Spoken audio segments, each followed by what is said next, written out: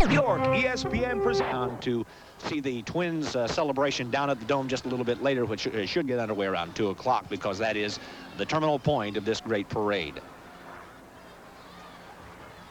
We're still trying to scare up Caroline Lowe. She's standing by down in that area of the Basilica. But we can tell you right now, the parade is about to get started in earnest. Those of us familiar with the kinds of parades we've had in the past, there's Tom Kelly and his wife Sharon. So that means as they pass under the Metropolitan Community College Skyway that they're within a throw of a rock of being right up here at 4th and Hennepin, because that's 13th and 14th and Hennepin, where they have just passed. So they're moving within sight of our camera. That appeared to be Andy and Lark McPhail. Jim Cott was talking about these jackets. I believe they've got them from the Sharper Image, these leather jackets. Again, Chuck Knobloch and roommate Jarvis Brown. Jarvis, who's only been up in the big leagues 3 months, going to have that ring on his finger and had a chance to score one of the winning runs in Game 7 of the World Series. Got on base as a pinch runner.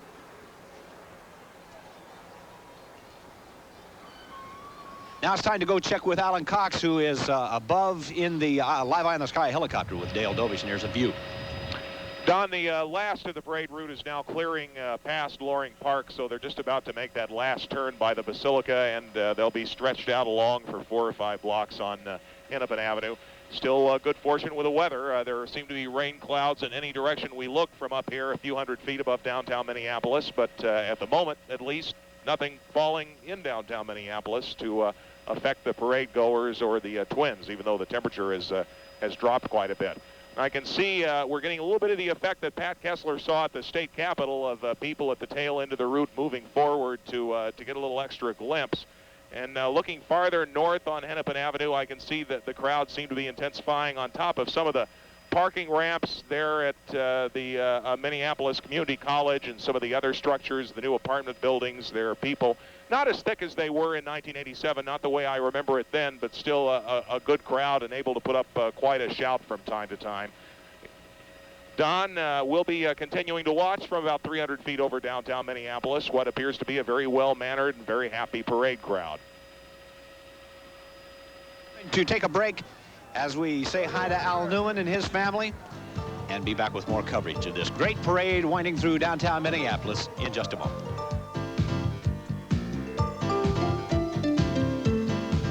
Detail that's a little bit different versus 1987. Inga talked about the car that's kind of cruising along the curbside there very slowly to keep the crowd back. They have police tape lining the crowd here, at least at 4th and Hennepin, but you know what? It's not working too well. Already I see a bunch of kids right in the corner of the stoplight that you can probably hear yelling right now that have stepped on that tape, so that's not going to work too well. But again, it's an effort to keep that crowd back. You know what they're yelling at, Ange? We've got the camera shot on them. Just like flies on a light, there they go once again. As soon as the camera points their way, they hoop and holler. It occurs to me that any of these fans who hadn't lost their voice during the series probably won't have one tomorrow. That's right. They're back now, but they're going to lose it later. There they go again. Well, they're looking down Hennepin. They're looking down Hennepin, and they can see some of the lights coming their way, too, and I think that's and making sure that he can make the most of those young people's lives. And he's quite an inspirational guy on and off the field. And one of the nicer guys involved with the Twins team in baseball, quite frankly. Here you get a look at Randy Bush and his lovely wife. On a day like this, Randy Bush is probably excited about getting back to Louisiana. Well, here comes Gene Larkin. He's getting a lot of screams from this crowd here as he goes by here on Hennepin Avenue.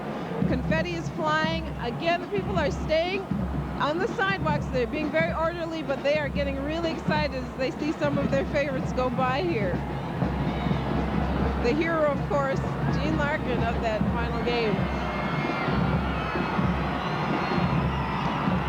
There's Mark Guthrie. Jack Morris is coming by now. They're going nuts now in this area. There's the car with Jack Morris, the hero of many games for the Twins. Just listen to this crowd. It is really exciting. Coming up right behind Jack is Dan Gladden and his family. And the screams continue to grow. He's holding up a newspaper. That's right. Holding the headlines. That's great. Looks like he's having a great time today. I can see Scott Erickson. His car is heading up this way at this point, followed right behind him by Kevin Tappaney.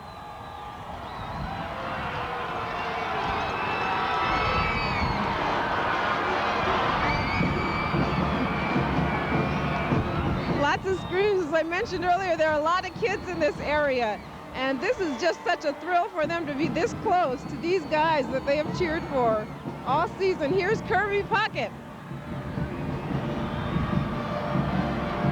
Obviously the biggest screams of all for Kirby Puckett. He is such a crowd favorite. He's got a lot of officers around his car, but nobody's trying to rush the car. They're staying in their places and just enjoying this opportunity to wave and say hello to these guys. And Kent Herbeck right behind Kirby.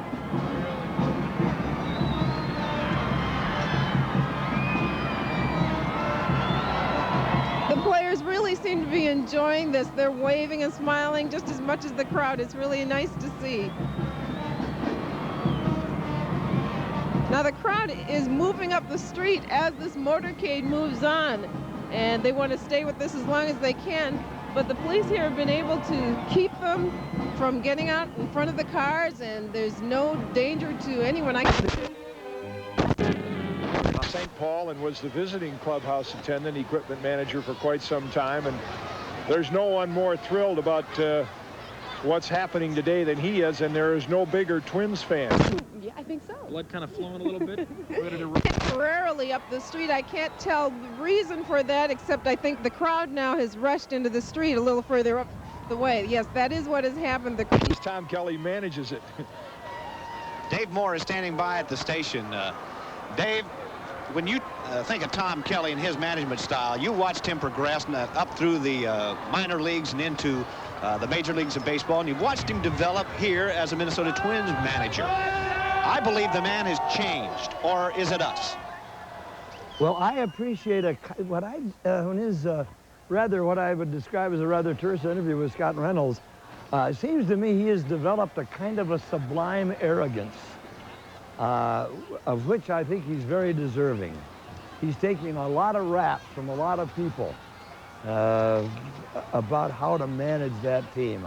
I can't stand, he will not let a pitcher finish a ball game. That really ticks me off. But that, he is really just, he's proved to be an outstanding person as he's developed into an outstanding manager. I think you'd agree with that from what you've seen. I think so, Dave. How do you think he matched up against those National League managers? You know, for those people who are not quite as the baseball fan that you might be, I'll mention Crunch from the Minnesota Timberwolves goes through the crowd and maybe tries to get a little publicity off this event.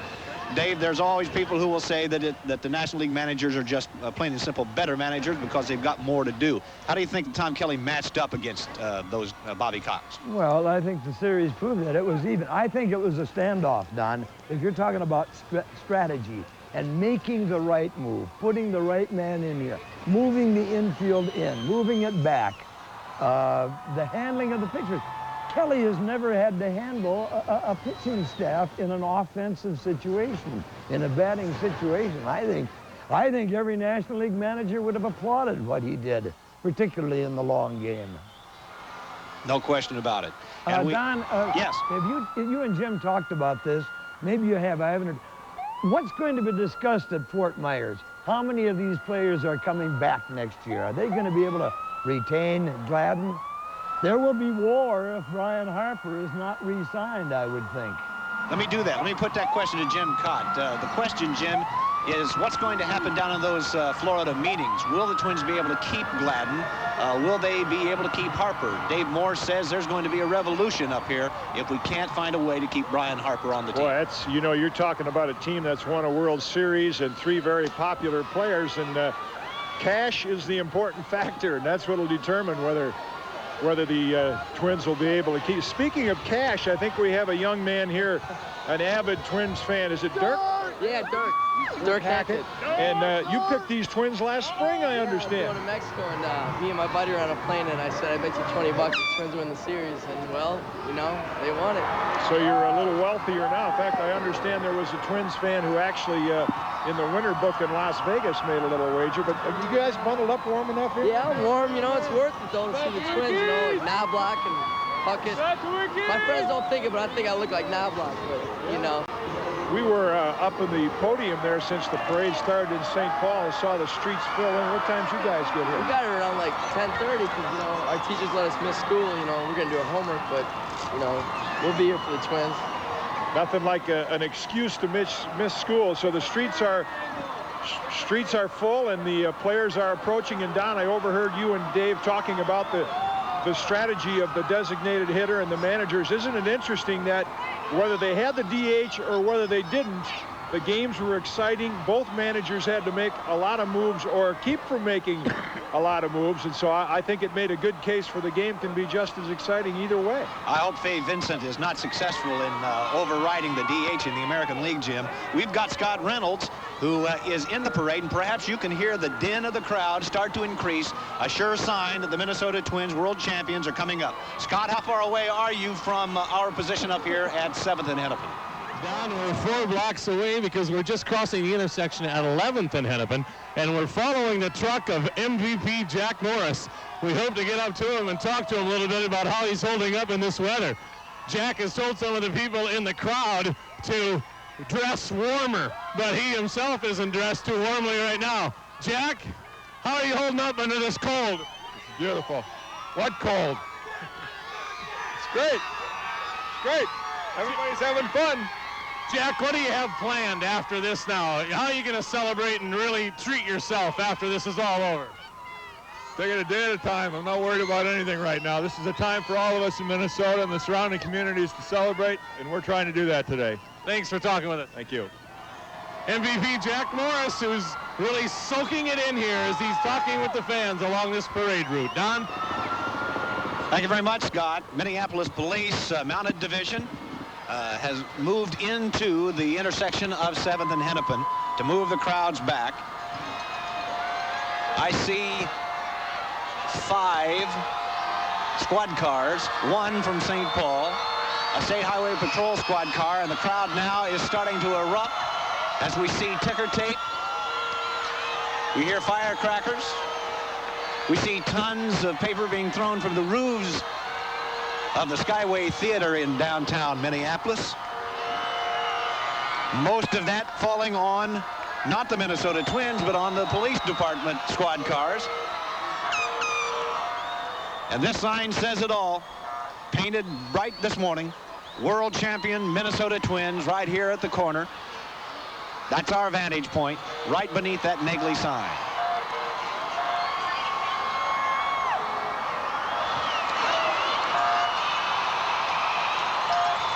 This is a jubilant crowd, an expectant crowd. Those people at our location, the 20,000 or so right here in this 2 or 3 block area. Nobody can see a baseball player at all from this location yet. But just coming into view, Carl and Eloise Pohlad. What a story these people can tell. From the life, the quiet life of a banker, to the owner of not one world championship team, but in his very first year as owner, the world champions, and then 5 years later to repeat. A hero in Minneapolis, a hero in St. Paul, not only in Minnesota, but all across the United States. I think another guy we have to talk to down here, Don, is Andy MacPhail. Absolutely. He made some very brash decisions in some of the free agents that he signed and made good use of Carl's money. I guess he did. And a lot of people second-guess Andy MacPhail. There are a lot of, as Sid Hartman would say, a lot of geniuses out there. Well, I thought Sid was one of them.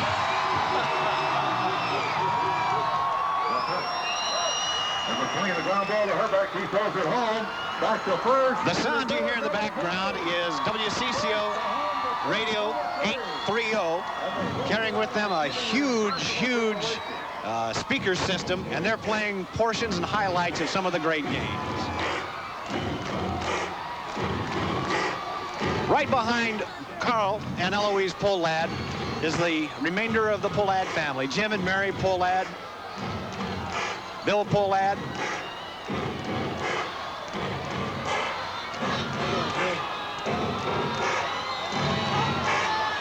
Ladies and gentlemen, the Minnesota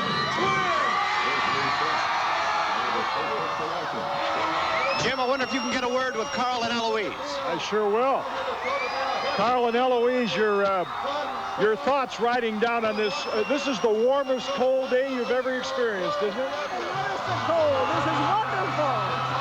What were your thoughts during the World Series and thinking, you know, we talk about the influence that our wives have on our careers, and boy, there was a lot of interesting decisions that were made in the offseason with Jack Morris and Chili Davis and Mike Pagliarulo. As a longtime Twins fan, what did you think when all those moves were made? I thought they were all wonderful. Have a good time. Eloise Poland. Well, there's your answer, Don. She thought all those things were wonderful. Right behind the Poland family, Jerry and Phyllis Bell and Bob and Nancy Gebhardt. The president and the new president of the Colorado Rockies. Mayor Jim Scheibel and Mayor Don Fraser. From the aerial camera, you can see some additional cameras and trucks, flatbed trucks in this parade. Those are media trucks.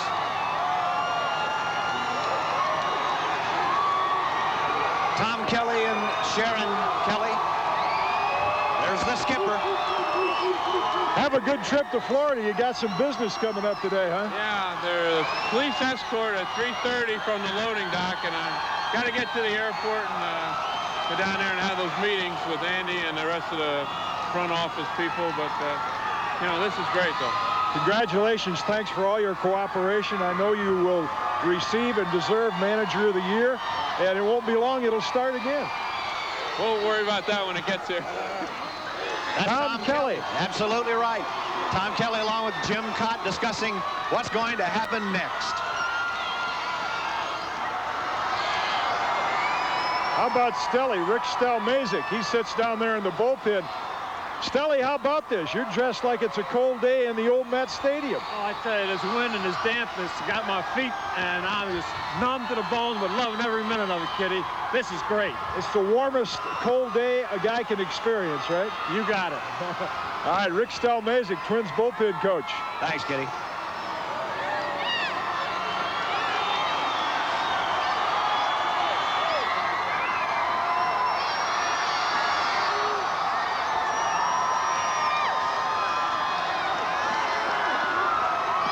You saw Rick and Sherry Aguilera, Chuck Knobloch, Jarvis Brown.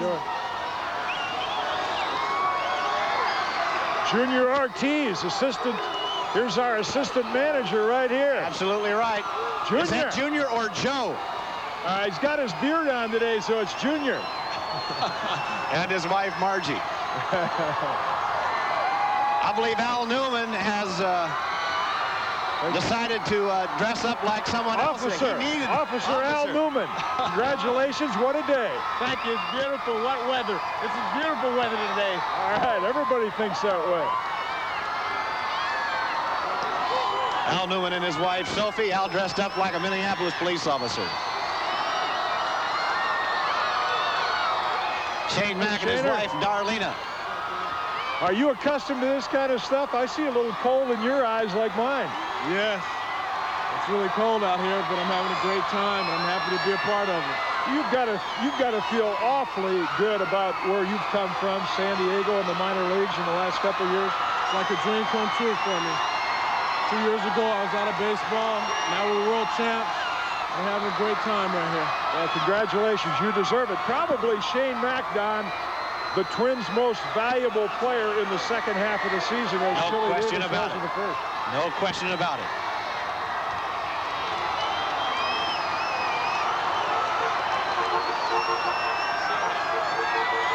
Here's Brian Harper. Here's Brian Harper. Can you handle this cold weather? It's warm inside, isn't it? It's colder than Arizona, but I tell you what, with all these people out here, it's great. I wouldn't trade it for anything. This is great. This is just super. What I had a good time talking about is everybody talks about Brian Harper's lack of throwing, but they forget about his great hitting and pitch calling and blocking the plate. Boy, was that crucial in this series. Well, I appreciate that. You know, it's just, you know, it's a team effort, and I was just so happy to be on this team. All right, Brian. Not far behind, Kitty, is Big Train Willis. See if we can get a talk with this guy who deserves most valuable player status if anybody does. Old protege of mine when I coached for the Cincinnati Reds in the mid-'80s. Lenny Webster coming by.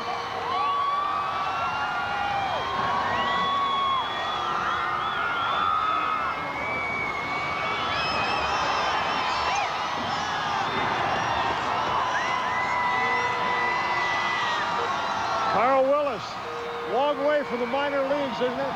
Well, it sure is. This is what it's all about. It's a great time. It's unbelievable. All right, congratulations to Carl Willis. What a great player. What a big train, great contributor. I think that says a lot about the personnel on this team. Kevin Tappaney with that dry wit actually nicknamed Carl Willis because one day he accused him of tooting his own horn. They brought a little miniature train into the clubhouse. That's where that name came from. The Twig, he's ready for it. Wayne Terwilliger. That's his wife, Lynn. That's a mainstay. There's the Jack. Mad Jack, Black Jack, King Jack Morris. Mark Guthrie not only enjoying the parade, but taking home movies at the same time. Jack Morris coming through right now, and Don, take notice. There will never be probably another World Series performance like we saw from this guy. You're exactly right.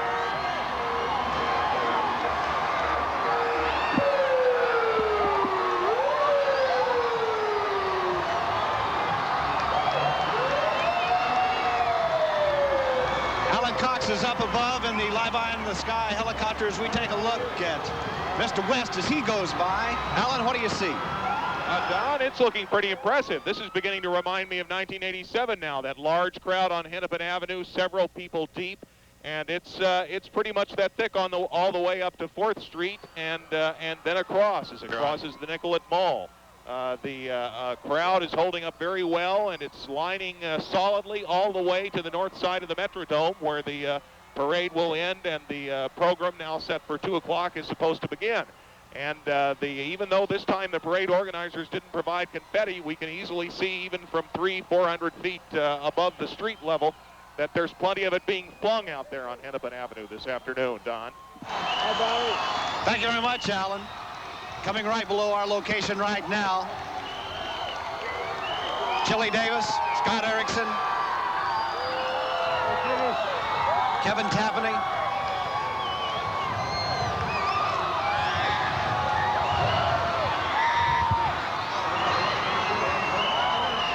Scott must be pitching today. He's got his black outfit on, the day of death. We're seeing some pictures now from 4th Street. And here comes Kirby Puckett. You hear the chant go up. Kirby, Kirby, Kirby.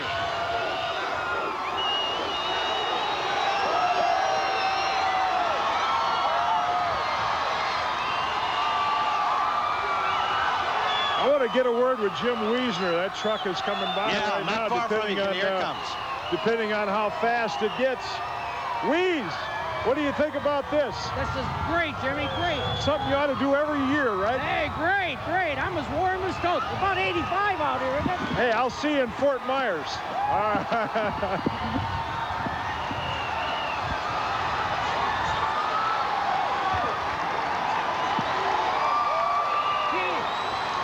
right.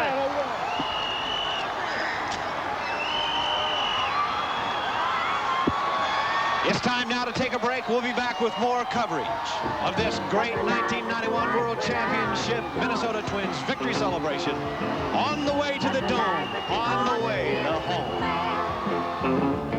So don't trust your soul in old backwoods southern lawyer.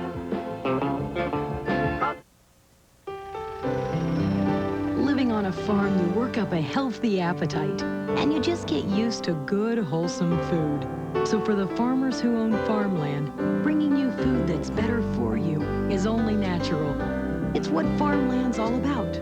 Good tasting food you can feel good about serving your family. After all, we've never settle for less than the best for ours. From the farmers of farmland, better farming, better food. Here's a free photo finishing offer from Walgreens. Order your photos in the big 4x6-inch supersize and get a second set of prints absolutely free. While you're there, pick up everyone's favorite, Pringles snacks. Through Saturday, assorted flavors are just 99 cents. And the best 35mm film value is the Kodak Bonus Pack. 12 extra exposures in each pack. Plus, you'll get one roll processed free with the enclosed coupon. Walgreens Drugstore, clearly the right place for the best values. Hello again, my name is Lester. Folks used to say I was about as much fun as a root canal. Then a while ago, I started playing a new game called Balderdash. Now I can make people laugh at whatever I say. Watch this. A whoopknacker is a slime-covered mammal found only in Lithuania. See, this Balderdash game works like a charm. It has made me the party animal I always knew I could be. Balderdash and new Balderdash Jr., the hilarious bluffing games. You can't touch this. You can't touch this. We're back with more coverage now of the 1991 World Championship celebration of the great victory party in downtown Minneapolis.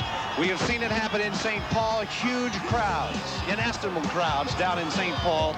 Hard to top 1987, but as Alan Cox said, from above, it looks like it's been done. The crowd's starting to break up here at the area of 7th and Hennepin. But that doesn't mean this party is over, not by a long shot, because most of these people who have taken the day off of work or the day off from school will be heading down to the Metrodome, where 55,000 people have already purchased tickets to celebrate with the Minnesota Twins indoors, where it's always 72 degrees. I'm Don Shelby, along with Jim Cott and the rest of the WCCO TV sports and news staff, covering this great get-together. We're looking at shots now at the head of the parade on 4th Street as it makes its last move into the Metrodome.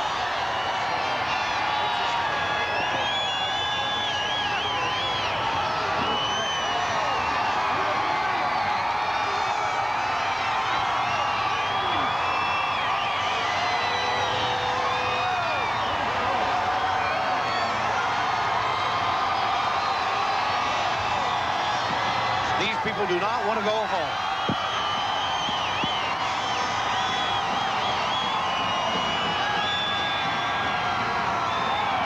Who was it that said that the Minnesota Twins fans had become subdued? That's exactly right. Let me get your mic on, Jim. Jim Cott's with us. He's rejoined us back up here on our perch, and we'll get his mic on. Let's see, is your mic on now? Well, yeah, I think it's coming in. Yeah, you know, what's interesting to see down at street level is the eyes of the players, because, you know, Jack Morris was in a parade before in Detroit, and 7 of the Twins, but Shane Mack, Brian Harper, guys like that.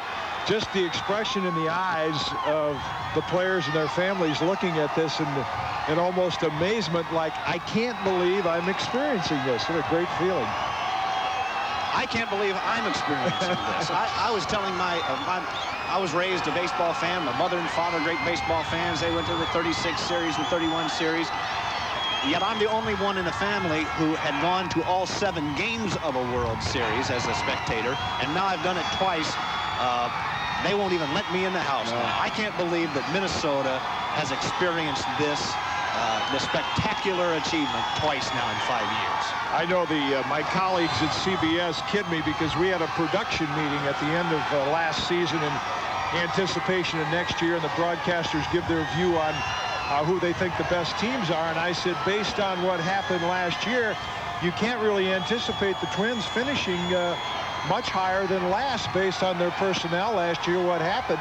And all of a sudden along came Chile and Jack Morris and Paul Urullo and Knobloch and Leas, and now we're going to really realize that every year you cannot look back on what happened last season. Maybe the Cleveland Indians can get some hope from what has happened here in the Twin Cities. And the question of how a team finishes is so deceptive. the California Angels finish in the bottom of the Western Division, but this is a baseball team. Oh, yeah. Of great potential and You quality. take Whitey Herzog, and they go in and make a couple of moves like Andy McPhail did, and they're a team that could say, hey, Atlanta and Minnesota went from last to first. We can do it, too. What's the possibility, Jim, of packing the team? I've heard this, it's sort of a storybook question that people ask, and I don't know how well informed it is. But, you know, all of a sudden, Dave Winfield is available. And they're talking about Paul Molitor being available. That maybe Olsen would like to move. What's the possibility of putting together all of those great ball players to sort of form a Minneapolis, St. Paul baseball Have a local team. You know, it's interesting when you have a great area to live in, as the Twin Cities it has a reputation. If you ask players around baseball, you know, this would be one of the tops on their list, along with San Diego. Everybody would like to come and play here, but what Andy McPhail in the front office has done a very wise thing and a very good job of doing is they look within the organization first. Do we have people within the organization that can do the job, like a Lenny Webster, before we begin to look outside? Because there's a certain chemistry that develops on a team. If you and I are on the same team and you leave and we're friends, I say, well, there's a guy coming in to take your job. There's a certain amount of uneasiness there, and you want to keep that chemistry intact, and Minnesota's done a great job of doing that. Is it better to grow your own ball team, or bring in the ones who are already established, whose reputations are there? They may not have the friendships established or the loyalties, but the respect is there from another team member to another. You're always better off growing your own, and then you supplement that with people like a Jack Morris and a Chili Davis, who you know when they come in are going to fit right in. They're going to be the kind of people that you want on your team. They're not going to be any disruptions or distractions, so it's a combination, but you start with your own talent and your best scouts. We've got reporters stationed all up and down 4th Street as it heads toward the Metrodome. This is the live eye in the sky helicopter view of the continuing parade as it moves into its final destination, where the big party will be held. And we'll be back with more of this coverage in just a moment. Please stay with us.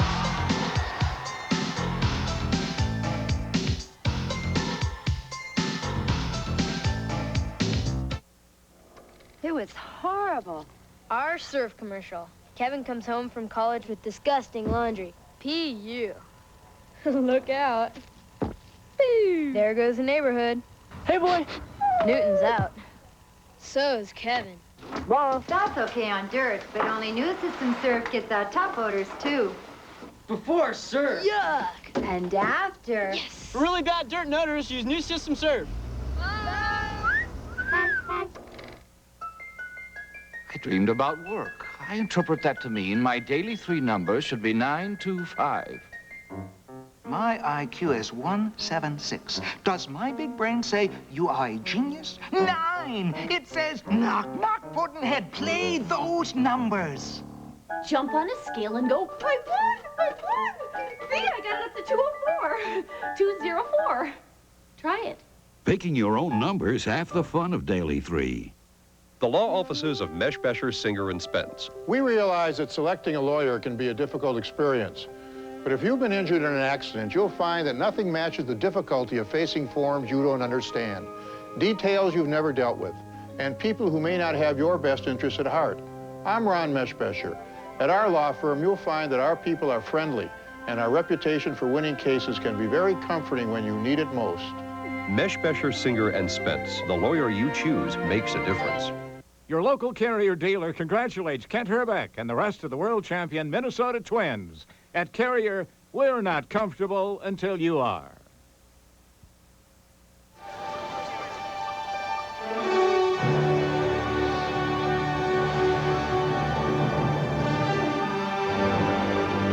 Continuing coverage of the 1991 World Championship Minnesota Twins Victory Parade through downtown Minneapolis.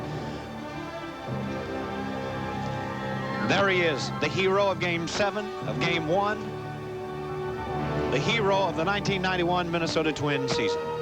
Jack Morris, and there's Al Newman. I'm sorry, there is Scott Erickson. Al Newman had put on a police officer's hat, and now that seems to be the thing to do now. Chili Davis. Now we want to tell you that we've got coverage all up and down 4th Street as it goes toward the Metrodome. But stationed at the Metrodome, this party's not going to end, because back there stands Mark Rosen and Colleen Needles to tell us all of the things that will be happening there at the Metrodome. Guys, are you with us? We're here. I tell you, this crowd here is getting ready for the Twins when they arrive here. We've been enjoying this entertainment here for, I'm sure the folks here, for more than an hour. Yeah, the Rockin' Hollywoods are rocking right now, keeping everyone in the mood. And, you know, Colleen, all year the Twins have always said, I can't wait to get back to the Dome. Such a warm place. After today's kind of chilly weather, they're taking that literally. I think that smile on Jack Morris's face is frozen permanently. But and everyone's looking forward to getting in here. And there are a lot of people here. This used to be a great crowd for a Twins game in the mid-'80s. Believe me, right. This was maybe their biggest crowd of the year, and it's not even a half hour yet before they'll actually be here. You know, looking around, I have a feeling there are a lot of empty classrooms around the metro area today, because there are a lot of kids here today. And we were talking about this is a chance for a lot of people who couldn't afford, weren't able to get tickets to the World Series, to come and be a part of all of that magic down here at the Dome. What a wonderful opportunity. Or even to stay up as late as these games went. I mean, in the old days, the World Series games used to be played in the afternoon, and the big thing was in school, get that transistor radio out. Maybe once in a while they'd bring the TV set in and watch the game. But of course, with the advent of the television ratings and the importance of getting the games on at night, it's great for television ratings. It's great for the sponsors, but it isn't so great on youngsters who maybe can't stay up past 10:30, 11 o'clock. Especially think about it out east in Atlanta, where the kids would stay up past midnight. And it's hard enough on us. Oh. Say nothing to the kids. I know, it's been real tough on everybody, and I think this is a great opportunity with the tension that filled this place during the World Series. It's kind of nice to be back without worrying about the next at-bat and all of that, but be able to cheer on the Twins. Some interesting entertainment today. Of course, Steve Ecke was here, right, pumping up the crowd. The Rockin' Hollywoods performed Where the Boys Are, and this is where they're going to be in just a few minutes. We're going to go outside now to where Mike Walsher is standing by. Mike, what's happening out there? Mark, I'm outside at 4th in Chicago, and there are tens of thousands of Twins fans waiting outside here to go in. The parade is still up 4th Street, but it will be coming here pretty quickly. With me are a couple of fans who have been to numerous games this year. Your name is? Jody Kay. And how many games did you see this past year? Probably 50 or 60. A lot. Are those all home games, or do you go elsewhere? Oh, we went out of town a couple of times. It was really a good time. So you really are a Twins fan then? Yes, sir. And not just a person who's come lately to the team? Never. No way. We'd never give up on them. Who's your favorite player? Randy Bush, Chuck Knobloch. All right, very good. Thank you. You're going inside later? You bet. All right, one more time to root on the Twins. Thank you very much. The parade again coming up 4th Avenue. An awful lot of enthused fans here, as you see. Lots of youngsters out of school. A lot of people have just knocked off work after working this morning. We'll bring the parade up here on 4th Street around Chicago Avenue, and then they'll turn into the Dome and head in for the big rally to short shortly after 2 o'clock. Daryl Savage is next up. Daryl? Mike, we're standing by right now where the Twins trucks are going to be pulling in. We're on the east side of the Dome right now. The Twins players and their families are going to be coming by us. We hope to grab some of them as they head down into the Dome. This is the closest we expect to be to them today. Hopefully we'll get a chance to share a few moments with them. Right now, over to this side, we have a lot of fans who are pouring in. Of course, 60,000 seats were sold in the first 24 hours, so we are expecting the Dome to be packed. And these Twins told me earlier today that they were excited to come in here. They're finally getting a chance to enjoy this because they've been so tired the past few days. They haven't had a chance to enjoy it as much as they would like. So we're going to send it back out to Don. All right, Daryl, thank you very much. I'm just amazed because they've already brought the street sweepers in here, Jim Cott, to clean this place up. And the party is not over, not by a long shot. But I do want to ask you, what we started off with this morning was the main question. How did we manage to get this outdoor assignment for 5 hours? Yeah, I mean, we look at Colleen and Mark, and they're in there in their nice designer sweaters and suits. Yep, snug in the as a bug. Metrodome, and probably drinking iced tea. No Been question out here about with thermos fulls of coffee, but I'll tell you what, I don't think I'd trade them for the emotion of it. They're going to have a good time indoors, but even though it was cold, and for someone who spends half of their year in Florida doesn't experience this, I wouldn't have missed it. It was a great experience. It's something as the years go by, you're going to look back and say, You know, it was cold when I got up, and I knew it was going to be kind of miserable, but I'm sure glad I was there. Well, you added a great deal to our coverage. We couldn't have done it without you. And for Jim Cott, I'm Don Shelby. We're going to close it down from our position, but the continued coverage goes on with Mark and Colleen at the Dome. Thank you for joining us, everyone. We'll see you later on this afternoon. Stay tuned for more coverage of this great 1991 World Championship party. Yes, I say, come on over, baby. Baby, you can't go. Hello again. My name is Lester. Folks used to say I was about as much fun as a root canal. Then a while ago, I started playing a new game called Balderdash. Now I can make people laugh at whatever I say. Watch this. A whoopknacker is a slime-covered mammal found only in Lithuania. See, this Balderdash game works like a charm. It has made me the party animal I always knew I could be. Balderdash and new Balderdash Jr., the hilarious bluffing games. Of all the tough opponents I've faced, none's been tougher than pain. Smelly old-fashioned liniments never helped much, but today's trainers have something that works. Aloe vera-based Flexall 454. When one pain-relieving gel is endorsed by the athletic trainers in pro football, baseball, basketball, and hockey, you know it's the best. Sidelined with pain? Get back in the game. With Flexall, it's a winner. Flexall, the pain relief pro trainers recommend. Water bedroom. Tough to beat. No payments. No interest. For 6 months. Buy it now, pay for it later. 6 months later. Can't beat that at Water Bedroom. From waterbeds to bedroom furniture, Water Bedroom has it all. And you can have it all with no payments, no interest for 6 months at Water Bedroom. Offer ends Monday.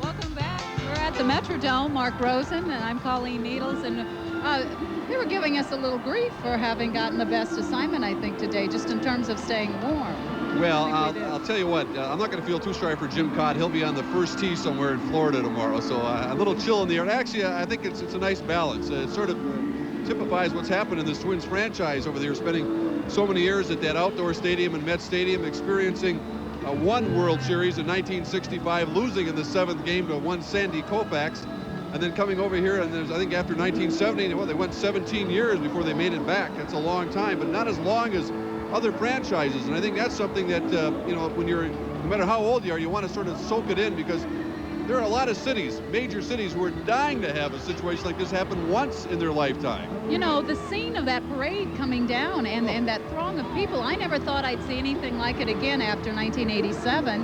And again, that was the thrill of having been there for the very first time.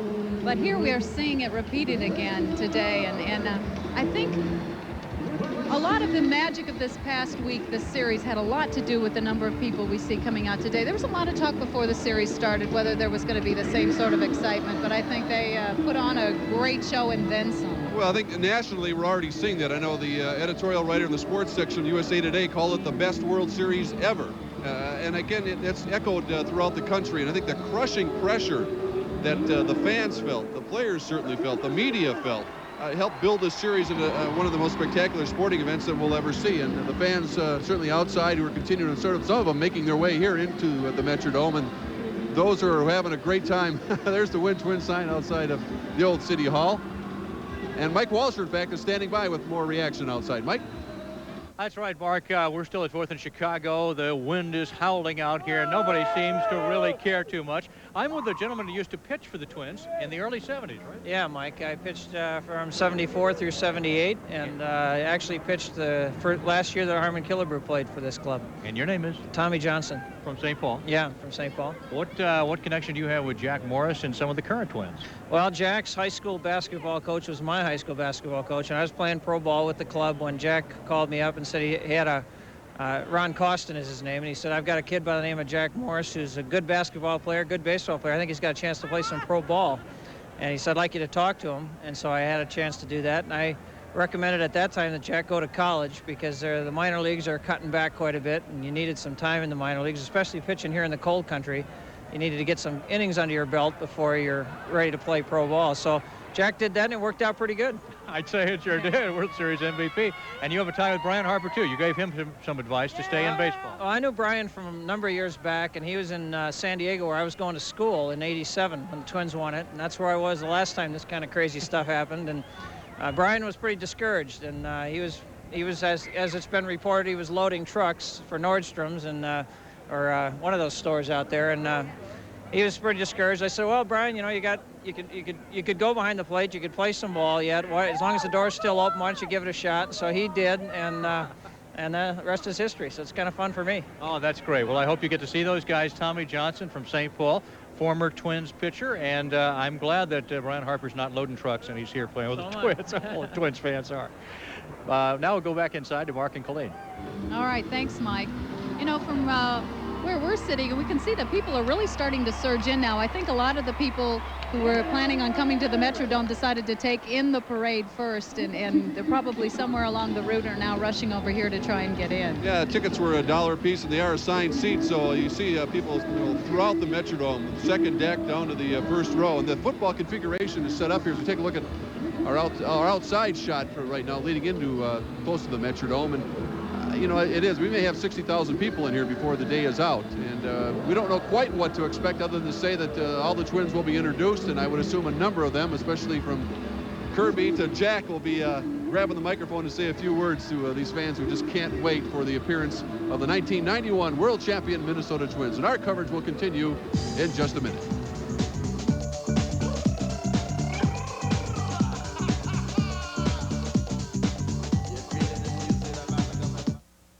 There's a myth that a GMC truck is more expensive than Ford or Chev. Right now, a GMC truck may cost less. Can't save much on remaining 91 GMC trucks? Fact is, you can save thousands, including factory cash back. It's a myth that all the really good trucks have already been sold. We got extra 91s. There are hundreds in stock right now. Now's a great time to get a great deal? That's a fact. Now is a great time at your Vikingland GMC truck dealer. Where do you find the largest rental furniture selection in town? Furniture Rental, your rental superstore. Where do you find the best rental prices in town? Home Furniture Rental. At Home Furniture Rental, you'll find the largest selection of living room, dining room, and bedroom furniture, plus stereos, color TVs, and washer dryers. Rent or rent to own. It's easy. Call now. Home Furniture Rental. East Lake Street, Minneapolis, University in Lexington, St. Paul. It is to radio what the Oscar is to movies. It is the Marconi Award. And this year, the National Association of Broadcasters has chosen to present this prestigious award to a local radio station for being the best in America. You know this station for its excellent programming, personalities, and public service.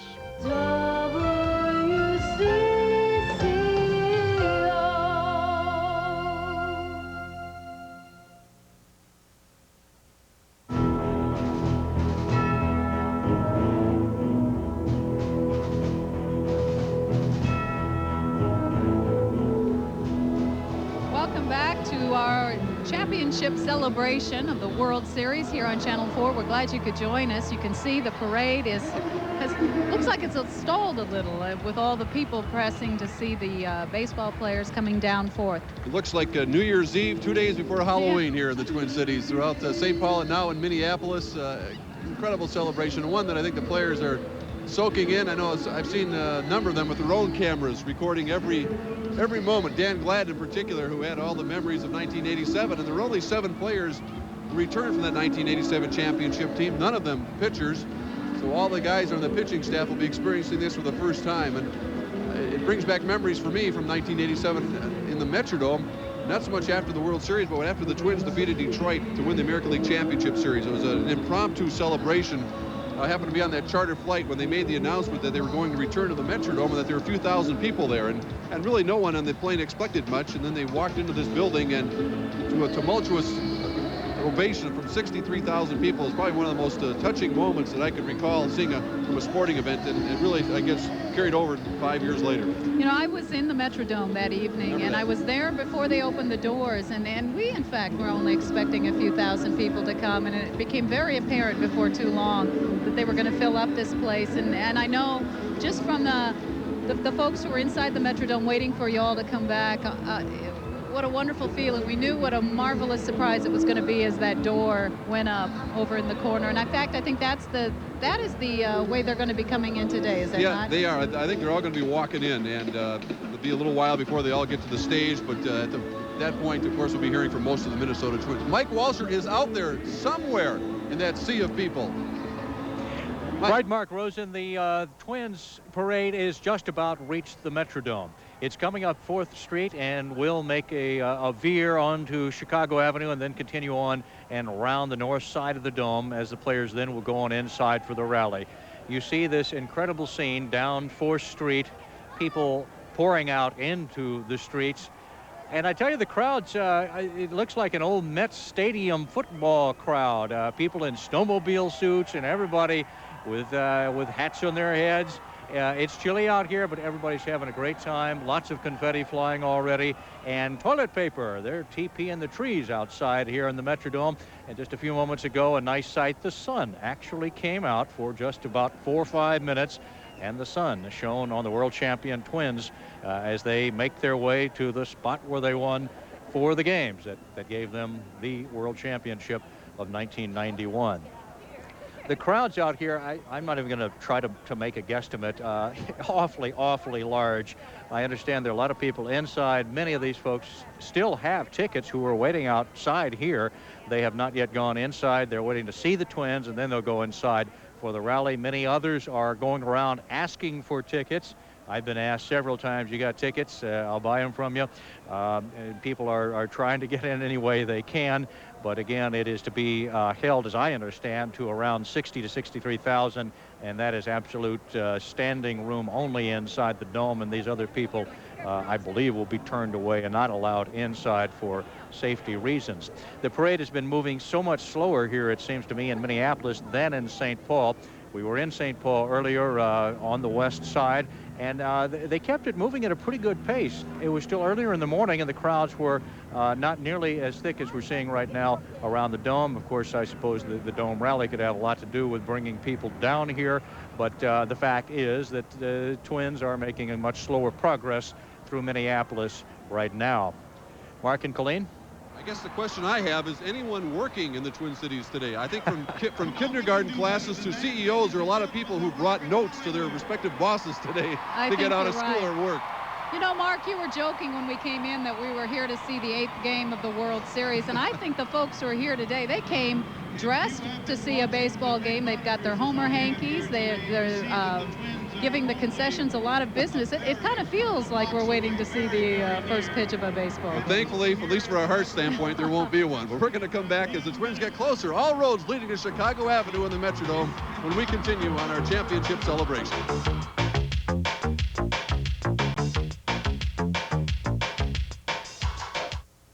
Just in time. For winter, it's 4x4 month at your local Ford dealer. That means big savings on the totally redesigned four-wheel drive Ford F-Series. Redesigned with an all-new exterior, fresh new interior with available lumbar seats, push-button four-wheel drive, standard anti-lock brakes, plus big winter savings of $2,600. The redesigned 92 Ford F-Series, just in time for winter. See your local Northland Ford dealer now during 4x4 month. Oh, excuse me. Say, did you ever see so many slots? How many do you think there are here at Treasure Island? Nope, over 600. You know, my wife is really crazy about Treasure Island with its high-stakes bingo. Plus, there's blackjack and wonderful casino action 24 hours a day, 7 days a week. Oh, one more thing. For us high rollers, Treasure Island is really terrific. You know what I mean?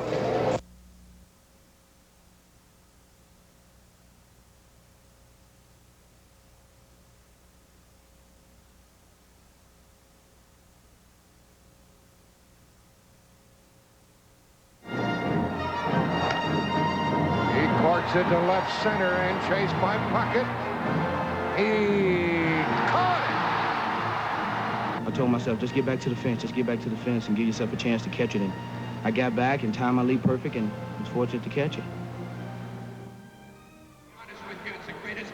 Yeah, what a catch. Another magic moment for the Minnesota Twins.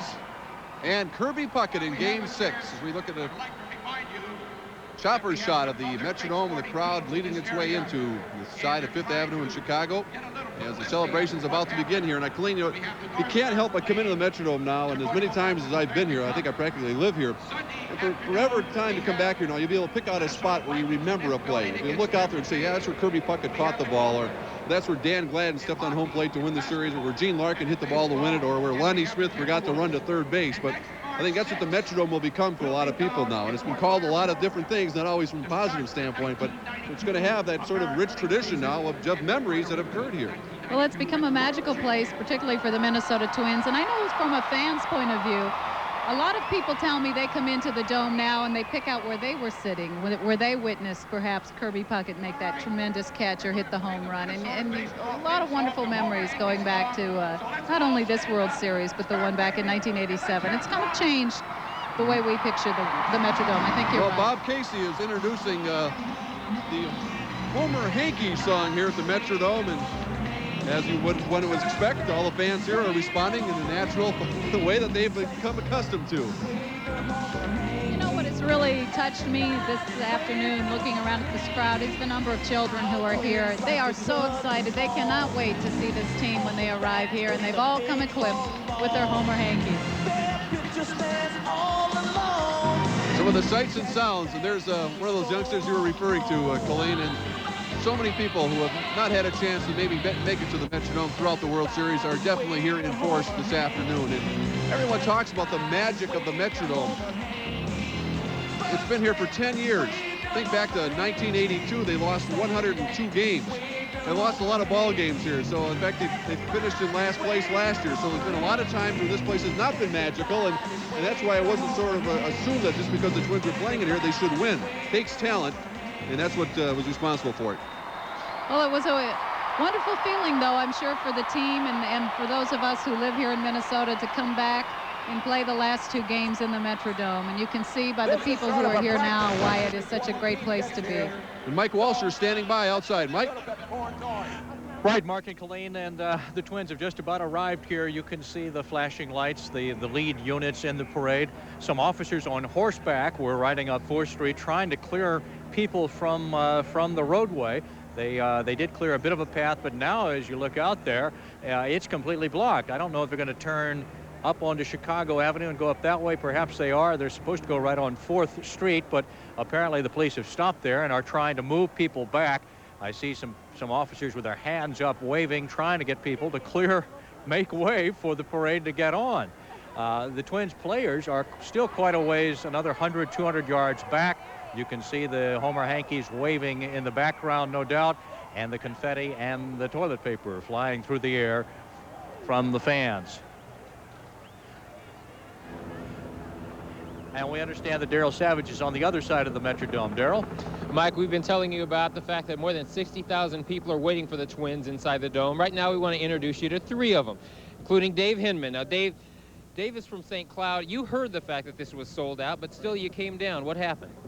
Well, we were going to come down anyhow. We didn't think the tickets would all sell out, but when we heard last night they were, we decided to come down anyhow and hope we could get in or at least watch the parade.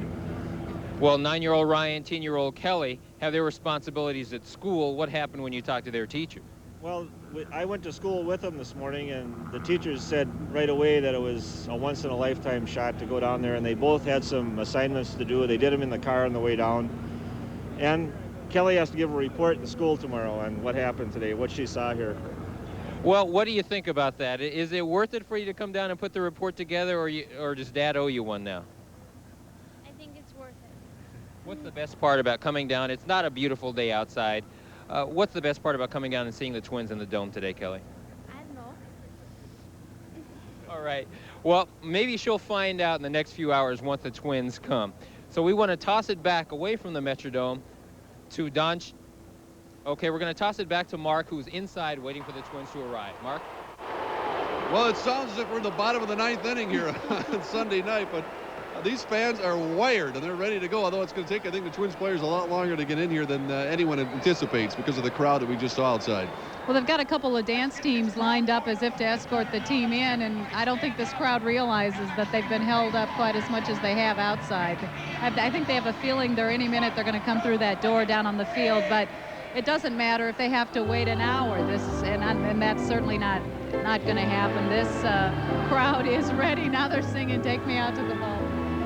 Well, they have just about every sports franchise, from the high school teams to the University of Minnesota dance line to the Viking cheerleaders here. They're all taking part. It is a community-wide event.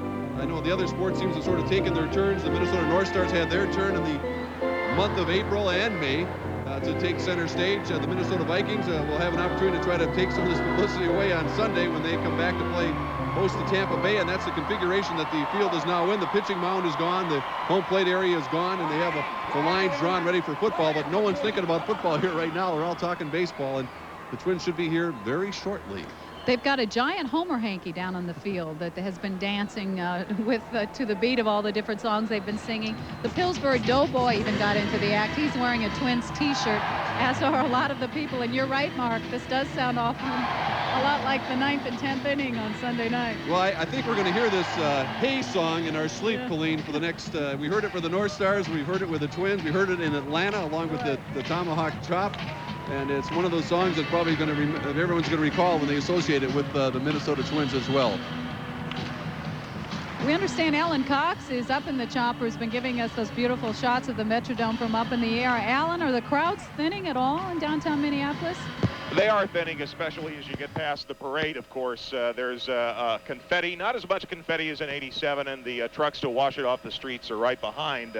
I was kind of curious. I was hoping there'd be enough confetti because yesterday when they announced this parade, they said we'll have a firefighter in each of the pickup trucks to avoid the fire problem we had in 1987 with all the confetti. And they said, and he'll have a device to clean out from underneath the truck to prevent fires. And we were all kind of wondering, was that a broom or what was that? But certainly from up here, we never got to see that. The crowd did close in quite a bit on the last few blocks from City Hall on to the Dome. And it looked as if Minneapolis police were having a little bit of trouble with crowd control. They had 4 squad cars in front that were kind of a flying wedge, or maybe I should say a rolling wedge. And they seemed to move on. In fact, for a while, it looked as if they were just going slowly to time out their entrance at the Dome. But now the beginning of the parade is just making the turn onto the back side, or I should say the east side of the Dome. And pretty soon, those pickup trucks are going to disgorge the Minnesota Twins to make their triumphant return to the Metrodome. Mike Walcher is down there in the thick of it. Right you are. You can hear the crowd. There's Al Newman. He's wearing a police officer's cap, and he's cheering on the crowd. The fans, the players, a lot more fired up than they were earlier this morning in St. Paul. A massive roar went out from the crowd as the Twins finally arrived here, as the police cars rolled back the crowd and allowed the baseball heroes to make their way around the edge of the Metrodome.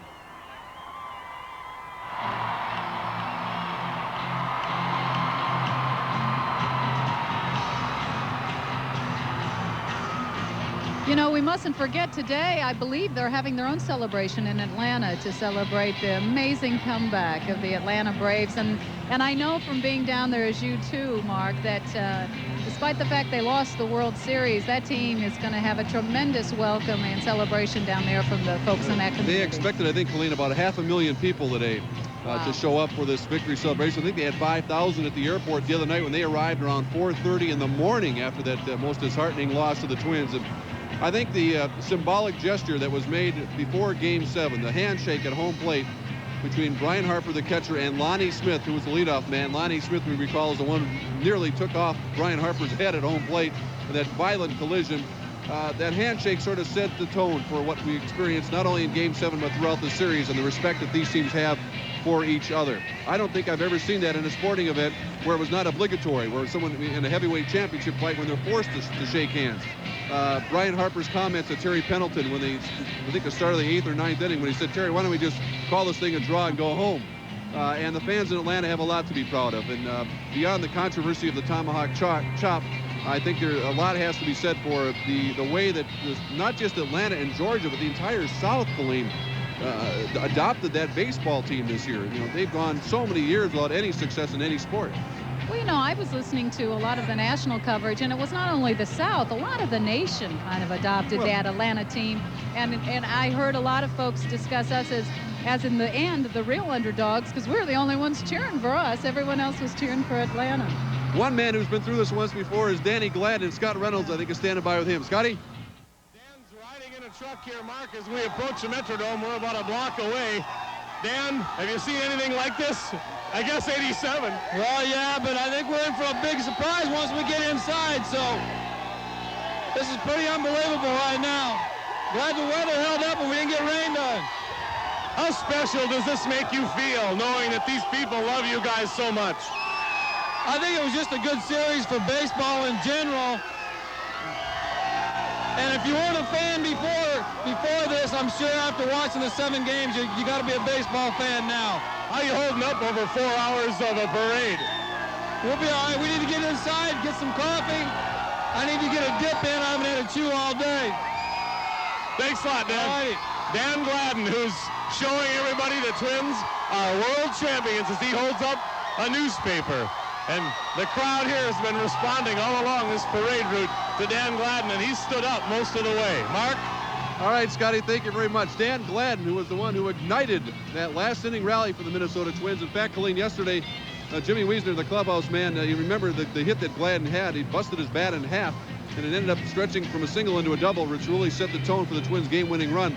Gladden made sure he grabbed both those pieces of that baseball bat and was going to put them in his trophy case. They may end up in the Hall of Fame someday where the Twins sort of maybe they're going to have their own quarter the way things are going right now, but Gladden is one that wanted to make sure he never lost that baseball bat. What a team. Now, what do you think they're feeling like today? I really don't expect that they've had a lot of opportunity to rest yet.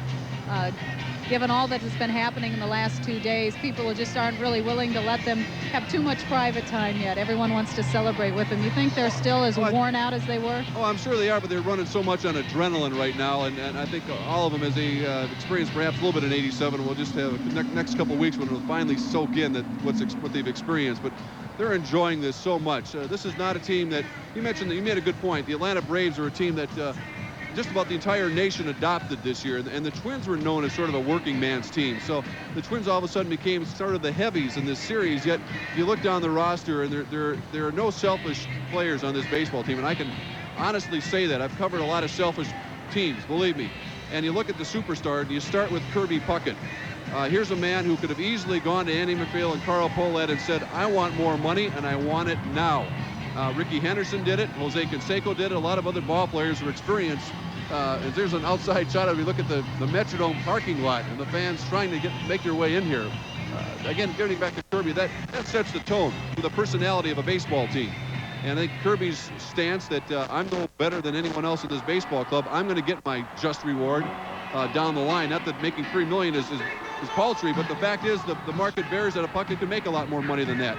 That set the tone, I think, for the unselfishness on this baseball team, and that's why they have embraced this community as much as the community's embraced them. And I think that's, in fact, why you see so many families here today, too, because so many of those ball players are great role models in terms of their attitudes about playing this game, just what their whole attitude that they bring to this ballpark, the fact that, that they recognize that Atlanta team. We were talking about that earlier, that wasn't rhetoric, I don't believe, even after the game, when they were saying they wish they could have shared this with that team. It was true feelings. Daryl Savage is standing by from outside the Metrodome. Daryl? Well, the guy I'm talking to is a lot more recognizable than I am, Mike Pagliarulo. What goes through your mind to have 250,000 people on the streets line, wait to see you guys? I mean, they were just everywhere, St. Paul and Minneapolis, and everybody was thanking us, and I'm thanking them because they're making me feel so great just being out there. What can you say to people who come out and show their support for you like that? Well, it doesn't surprise me because I heard a lot about it when I was on the other side, when I was on other teams, and now I know why that these people draw so many fans to their games, and I know why the players are very proud of their home field advantage. Last question for you, we'll let you go. Can you ever get tired of this? Absolutely not. I hope it happens next year. All right, thank you very much. All right. Mike Pagliarulo, of course, who had that very important home run in Game 3 in the American League Championship Series. He's just a second twin to go downstairs. Most of the others are still getting off of their trucks, and then they're going to be coming down. We'll try to grab some as we can. A number of the fans here are also waiting to see some of the players. Some of the fans here who do not have tickets, who did not line the parade route, are hoping to get a chance at some of their heroes today. Right now we're going to go back down inside as we wait for these players to come to us. There's a look at Chili Davis standing up alongside his roommate, Scott Erickson. And I guess you talk about some of the guys who are enjoying this the most, Colleen. Mike Pagliarulo, Darrell just spoke with, a free agent who's experienced some really rough times. The New York Yankees and San Diego Padres on the bottom looking up, along with Chili Davis, who a lot of people felt his career was washed up. The Twins signing Chili Davis. He's got a bad back. He can't play this game. Those two guys, along with one Jack Morris, I think probably experiencing and enjoying this as much as anyone today. Oh, you bet. Now, is there going to come a time, Mark, that they're going to suffer a real letdown, do you think? I mean, there has been so much hype, so much happening since the moment they won that game. When does it, I mean, does a little bit of depression set in after everything is over with? I think that would only be natural. I think it's one of the problems that successful teams have in trying to repeat the next year, Colleen. Everyone wants a piece of them. They're going to be requested in every banquet circuit, speaking appearances. They're going to want to do it all. And before we continue on what's going on inside the dome here, I believe Darrell has Shane Mack with him. Darrell? Yeah, it's a lot cooler out here than you used to at UCLA in Southern California, aren't you, Shane? Yes, it is. I'm freezing right now. Is it worth it for you, though, to see that many people lining the streets? Oh, it is. I mean, this is a great town. It's like a dream come true for me, and I'm just happy to be a part of it.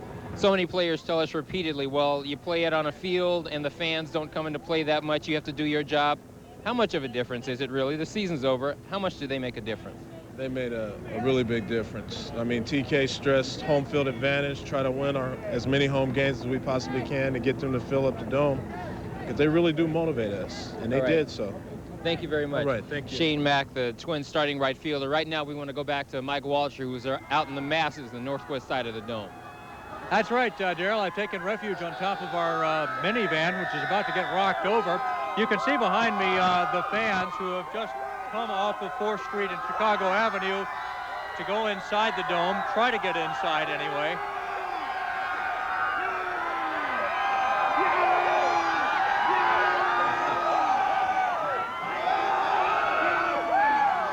I don't think I even have to ask them how they're feeling right now or what they thought of the parade that just went by.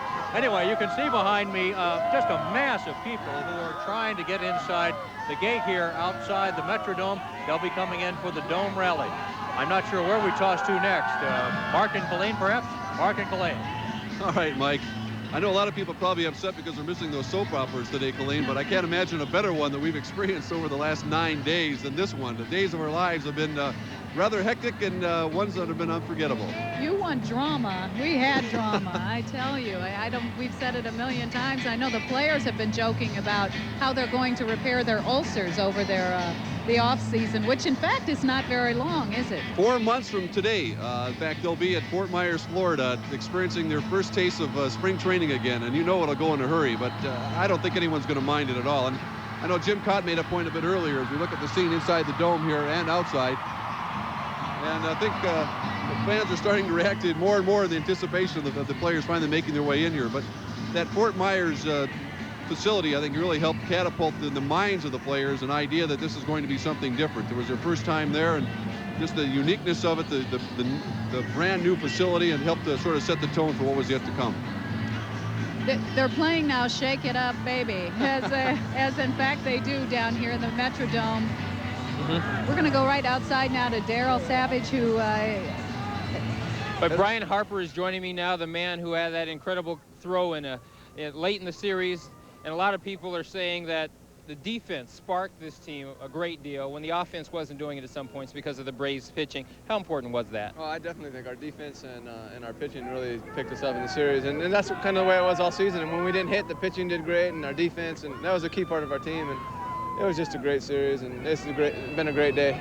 I know it's not a great time to be talking about contracts, but how much do you want to play here again next year, Brian? I really would like to stay in Minnesota. I love it here. My family loves it here. It's just a great place, you know, and I'd like to stay here.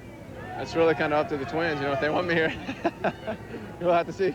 All right, we'll let you go enjoy it inside. Thanks a lot for enjoying us. Brian Harper is here, and also we've got Jack Morris. Jack, well, we don't have Jack Morris. A number of the Twins are heading downstairs right now. They say they want to get into the Metrodome so they can see those fans. We'll go inside right now ourselves. All right, thanks, Daryl. Mark Rosen, what about Brian Harper? I know I've talked to a lot of fans who are sure hoping the Twins are going to sign him again for next year. Well, it's one of the decisions that Andy McPhail, who is not here today, in fact, he's already in Florida, the Twins general manager, will have to weigh in the coming months. With success comes financial problems, and I think one of the problems that's inherent in baseball right now without a salary cap, without shared revenues, is the fact that the smaller cities like Minneapolis, St. Paul, have a harder time competing, at least financially, with the big cities, and thus their payroll, it's hard to accept it. The Oakland A's are experiencing it. And I think one of the decisions the Twins will have to make is how badly can they keep Brian Harper at a market price? I know that he'd be a hard man to replace. And he's someone that's done it all behind the plate, and we saw his ability in the World Series to do a lot more than just hit the baseball. Let's go to one of the heroes of Game 7 who's standing by with Daryl now. Well, Gene, I guess we owe this to you. Because of you, we're out here in this cold weather today. How does it make you feel to be in a parade like this and to have the fans come out and do it just like they did 4 years ago? You know, the fans have been great all year, and this is a culmination of a terrific season for the Twins, and, you know, this week has been great. It really has been. Has it started to settle in for you yet, or is it still kind of a dream? Yeah, I've been watching replay after replay of Game 7, and, you know, all the news and the headlines and media coverage has been great, and, you know, I'm just trying to enjoy the whole thing. It's tough to do it as a pinch hitter, not getting the chance to warm up like some of the other players. What was going through your mind before you had your opportunity in the 10th inning? Well, I was just trying to hope that my chance would occur, and, you know, before the inning started, I thought I was going to get the hit in a situation like that, so I just said a little prayer and just did the best I could, and it worked out. Does it make it any better for you that the series will be talked about for a long time for being such a good one as opposed to just winning it? Well, yeah, it was a classic series. 6 out of the 7 games were unbelievably. You know, tied. Both teams played great, and you know, just tip your hat to the Braves. It was excellent. All right, thank you very much. Gene Larkin joining us, and also right now we got Kent Herbeck. Kent, what's going through your mind after doing this again? Can you get tired of it? This is nuts. Let's do it again next year. That's all I got to say. I can't wait to go in that place and see what their home looks like. 63,000 people. How important is the fan support? Oh, that's the reason why we're here, and that's the reason why we've done so well in the World Series is the support we get at that time. It's uplifting. It's fun. How long before you start thinking about the 92-93 season? When first day we start spring training, I think I'm going to savor this one for a while. All right, okay? Thanks a lot. Ken Herbeck, Twins first baseman, is heading down right now. As you can see, a mob is closed in. We're getting to the end of the Twins coming in. A lot of law enforcement people are heading down into the dome. So once again, let's head back in with Mark and Colleen. Ken looks like he's ready for a duck blind there, Colleen. He's one guy who really likes it. The colder, the better. I think back to Gene Larkin, too, in Daryl's interview. There's a man who's really playing on one leg. His next appointment will be with a doctor before he does anything else. He needs knee surgery, and he can't run. He would have had to hit a ground ball in that situation. It could have been a sure double play. But again, it shows the confidence that Tom Kelly has had in every member of his ball club, because Larkin could do it all. And here's what happened. And it maybe it typified the series that just a fly ball that normally would be an out under any other condition turned out to be the game-winning run. There's about the greatest 90 feet that Dan Gladden ever experienced in his life. And a scene that will be repeated and repeated throughout the holiday season on a lot of VCRs once that Major League Baseball highlight tape comes out. Jack Morris celebrating with Brian Harper and Rick Aguilera, the whole gang, and then embraced with Tom Kelly. And not real happy time for Jane and Ted. No. Bob Casey, as always, is in control here at the Metrodome, and he just made an announcement that the Twins have entered the building. It's sort of like the old days of Elvis. Only in reverse this time. Yes. First deck, wave your homer hanky. Second deck, wave your homer hanky. Everybody wave your homer hanky. Our Twins like to touch them all. Off the bat, it's a big long ball. Their pitcher stands all alone. We tag 3 bags and we stroll on home. Everybody wave your homer hanky. Everybody wave your homer hanky. First deck, wave your homer hanky. Second deck, wave your homer hanky. Everybody wave your homer hanky. Everybody wave your homer hanky. Everybody wave your homer hanky. The all-familiar Homer Hankey song down here in the Metrodome. Boy, is this crowd ready. You know, and I think the person that they're going to have just as big, if not a biggest welcome for, is Tom Kelly. You talked about manager Kelly, and what a thrill it was to watch those games and see the, at least from the fans' point of view, the chances he seemed to take, but the true belief he had in every single player on that team. Yeah, and you know, I don't agree with those who say that the game is only an exciting one in the National League as far as decision-making processes go, because I think Tom Kelly had to make a number of decisions in that last game, and quite honestly, if that had been a National League game, Jack Morris would have been out in the 6th or 7th inning because he would have had a pinch hit for him. I'm thinking, is that strategy? I mean, here's an opportunity for a Jack Morris to pitch the game of his life.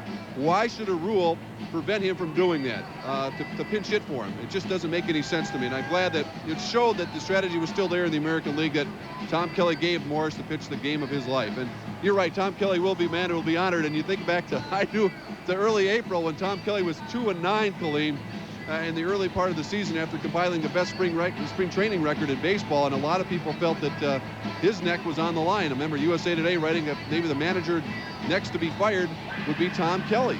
So I'm sure he's taking a great deal of satisfaction, not only that, but the fact that he has a new 3-year contract as well. Well, he sure made it exciting for the fans. I know the people who were standing around me during Game 7 were wondering who was going to be playing shortstop and what if we go into more extra innings, and he just made it so much fun for everyone watching the games. Scott Reynolds has made his way from outside the Metrodome, where he was last with Dan Gladden, to inside, right about home plate there, Scotty.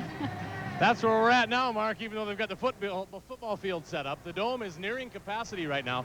The players just entered, and they're gathered behind the freight door over there, talking with Community Relations Director Betty Piper. She's got the master plan laid out for these guys who've spent the last 4 hours out in the cold. Now, you might think the weather was the biggest problem, but let me tell you, I talked to a lot of the players who, when we neared the Metrodome, said they needed to get to the bathroom. 4 hours in that truck, and a lot of them had a lot of coffee. They were just dying to get here for that. So it might take Betty a while to get them all in one group and get them in here. She's also talking with the wives about what they plan to do when they step on this Metrodome floor in front of what will be more than 50,000 fans, Mark.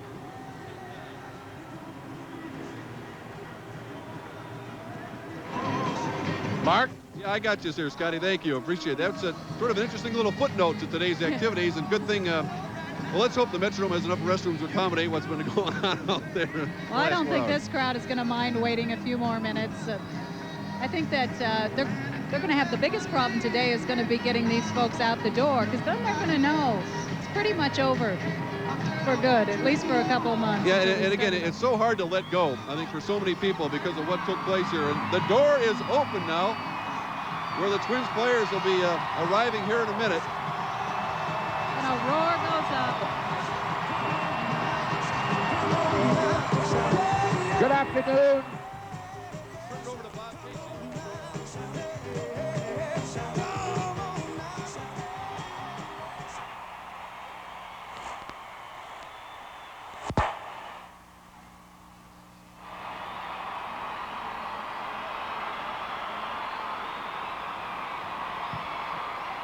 Actually, center stage is right about where second base normally is, and Bob Casey, the longtime public address announcer for the Twins, will be handling the program. And that rhythmic chant, the stomping of the feet and the clapping of the hands, has begun here at the Metrodome,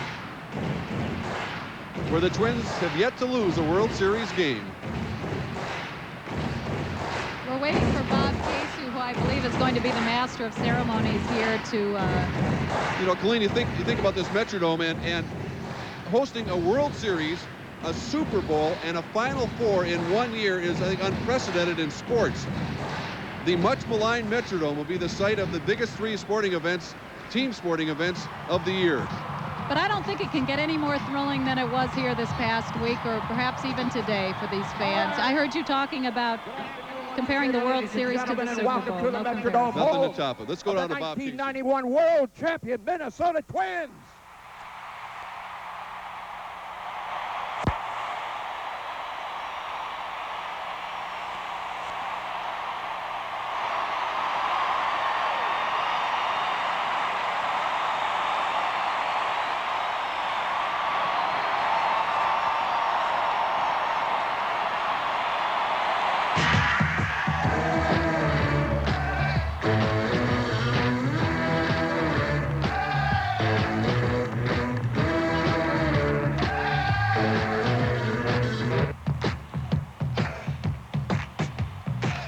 At this time, let's welcome the families, the friends, and the special guests of our world champions.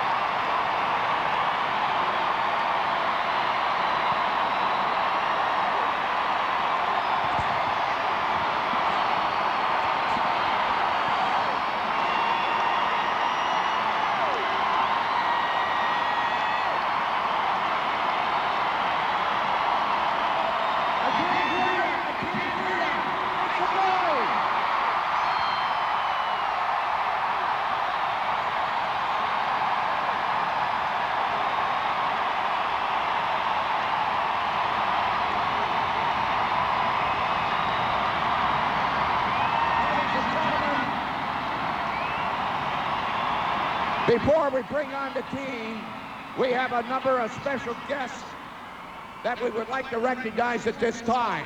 And to kick things off, I am pleased to introduce to you the governor of our great state of Minnesota, the world champion Twins, Governor Arnie Carlson.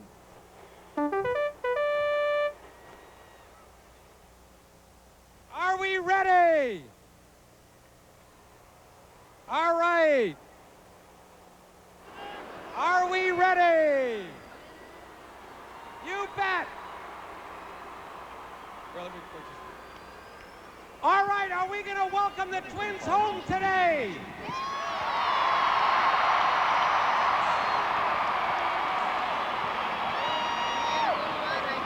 Are the Twins the best team in baseball?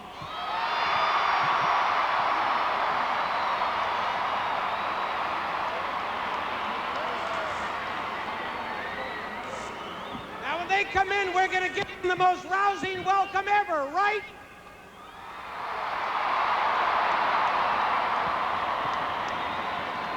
Now, let me now at this time bring up the mayors of Minneapolis and St. Paul, Don Fraser, Jim Scheibel, come on.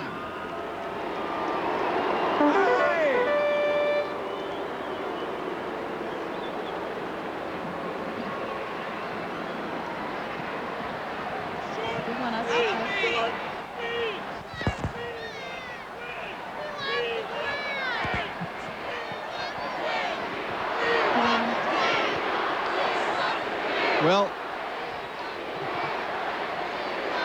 Well, this crowd is not anxious to hear from any politician, I can tell you that right now. I think in future times, maybe this is probably not a great idea, but of course only Bob Casey would refer to the governor of Minnesota as Governor Arnie Anderson.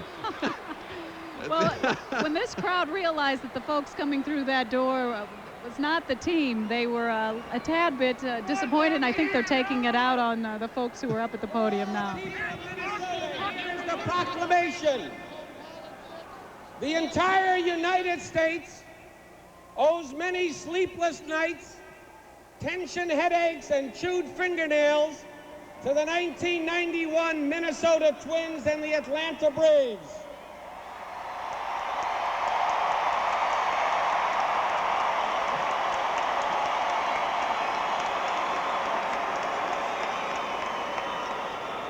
We have all witnessed the most thrilling 7-game World Series in modern baseball history, with 3 extra inning games, 4 games determined by the last pitch, 5 games decided by 1 run, and 5 games decided by winning teams the last time at bat.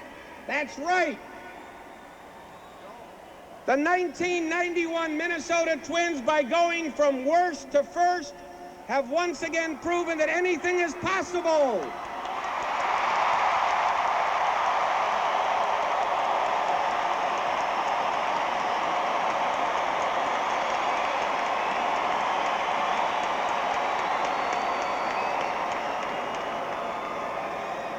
Contributions by the entire team, great defense, clutch batting, and unbelievable pitching made this World Championship possible.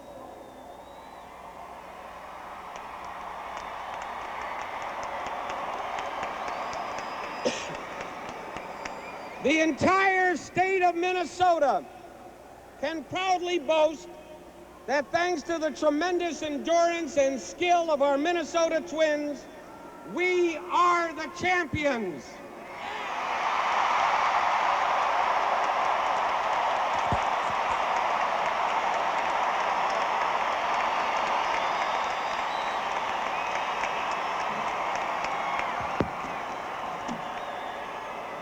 Therefore,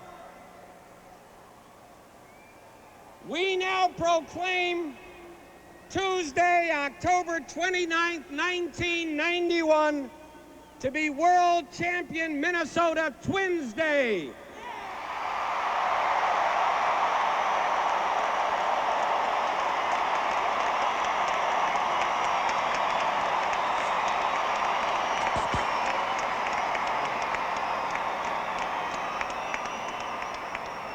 Now, a great organization has strength from the bottom to the top. That's how you win championships. And the Twins have shown that they have that strength at all levels. Let me now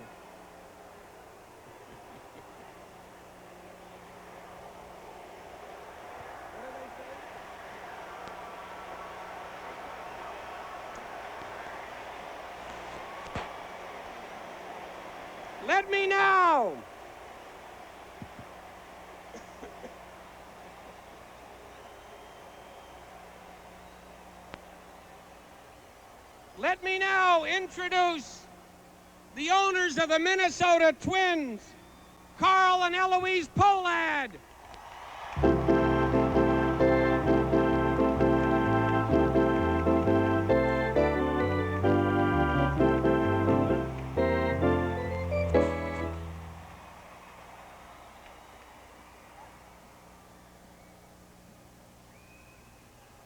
It's thrilling, isn't it?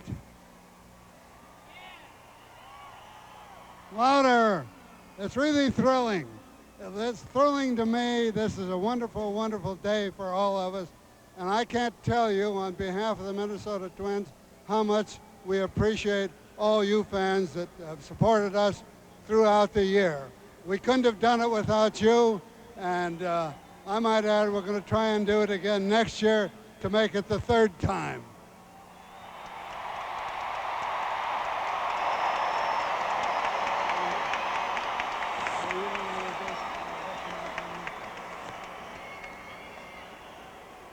And now let me bring up the rest of the Pohlad family, Jim and Mary Pohlad.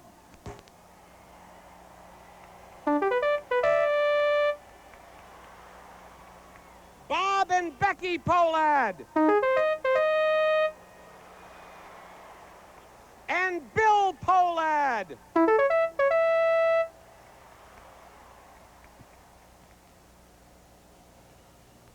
And now some of the executives with the Twins organization. First and foremost, Jerry and Phyllis Bell.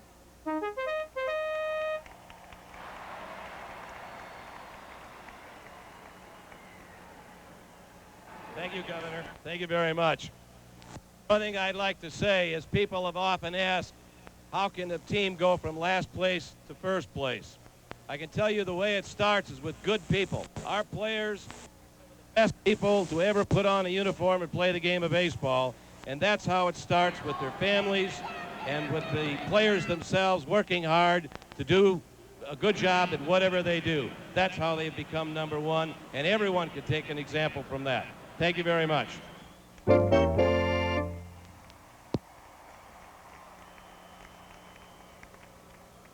And now representing the Minnesota Twins baseball department, Bob Gephardt.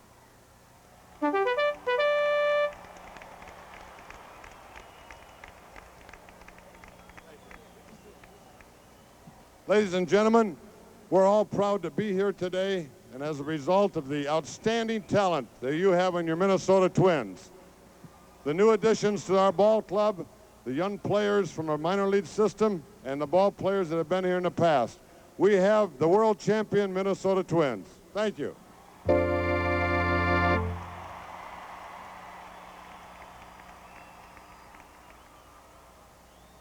And now representing the Twins management, Howard and Yvonne Fox. Howard, come on up.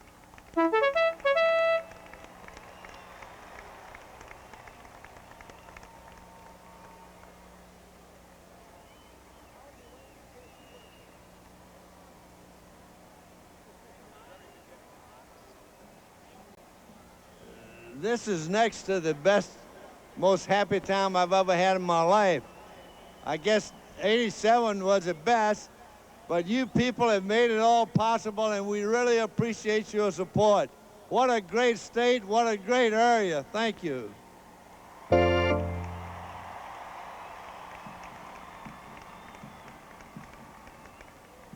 All right, once more. Are the Twins going to win in 1992 again?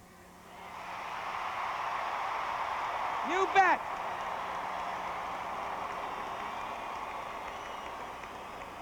And now let me turn it back to Bob Casey to bring on the players.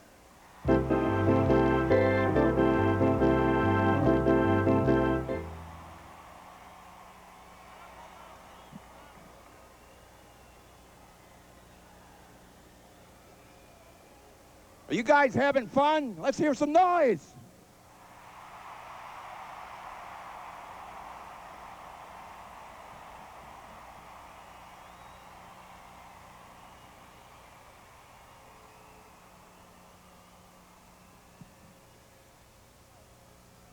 And now, ladies and gentlemen, let's meet the men behind the scenes, the team physicians, the trainers, and equipment managers. The team doctors, Dr. Al J. McKenzie and Dr. John Stibbs. The trainers, Dick Martin, assistant trainer Doug Nelson. The equipment manager, Jimmy Wiesner, the visiting clubhouse manager, Jim Dunn. How about the bat boys and the ball boys? All of you get up here. There we go. Bobby, get up here. Come on.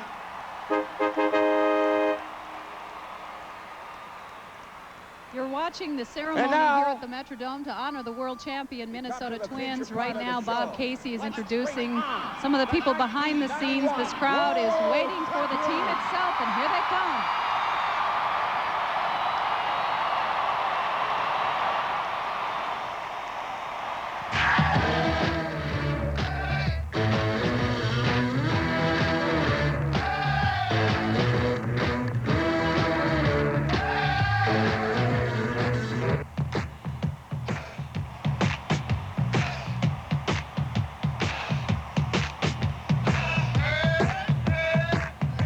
Ladies and gentlemen, first off, the managers and the coaches. Number 10, manager Tom Kelly.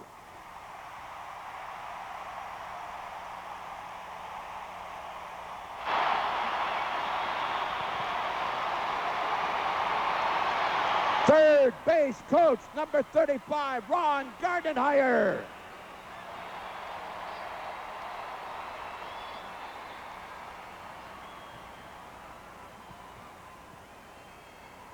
Once again, our third base coach, Ron Gardenhire.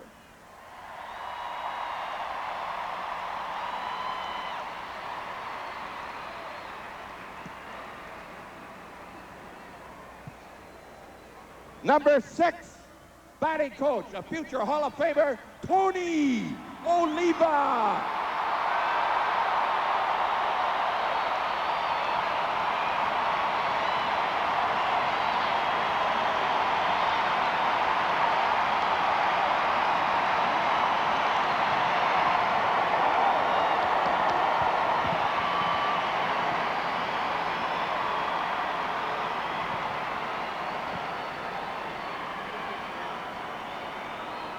Tonio.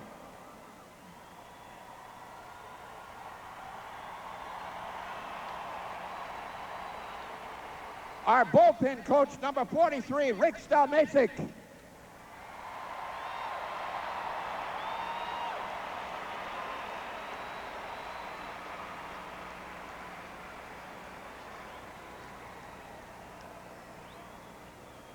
Bullpen and catching coach Rick Stalmasic.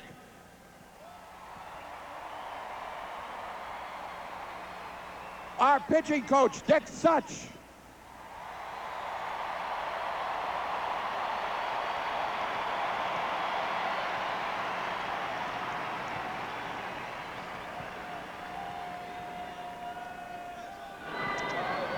And our first base coach, number 45, he's got to be 100 years old, Wayne Terwilliger.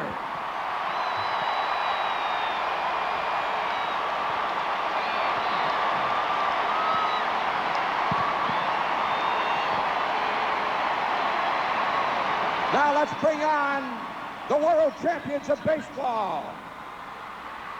First off, number 38, relief pitcher Rick Aguilera.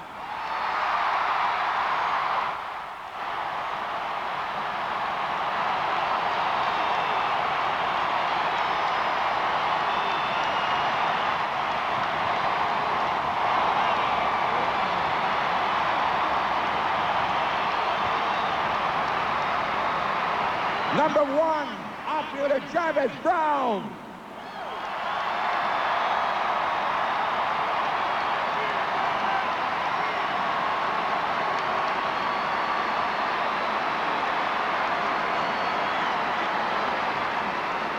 Number 25, the best pinch hitter in the American League, outfielder Randy Bush.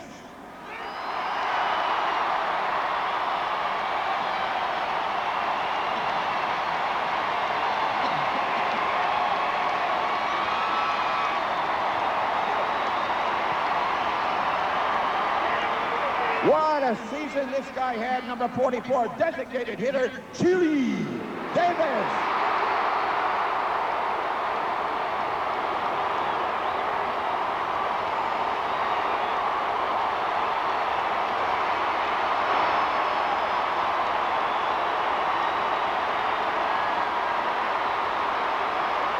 Number 19, a 20-game winner, pitcher Scotty Erickson.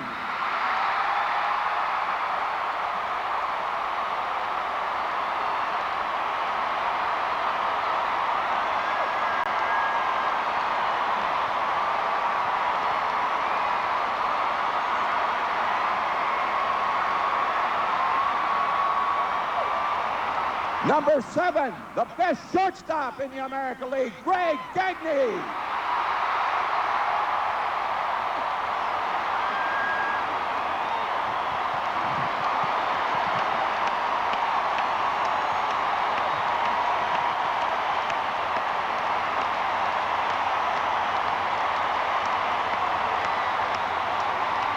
Number 32, the blood and guts man of our outfielder, Mr. Dan Gladden.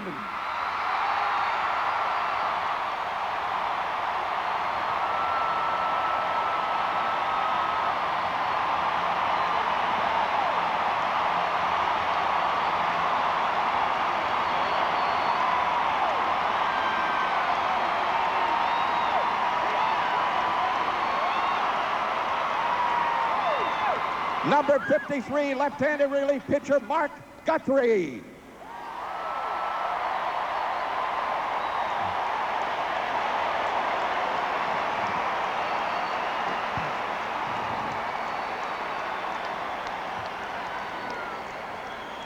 Number 12, what a World Series this guy had, our catcher Brian Harper.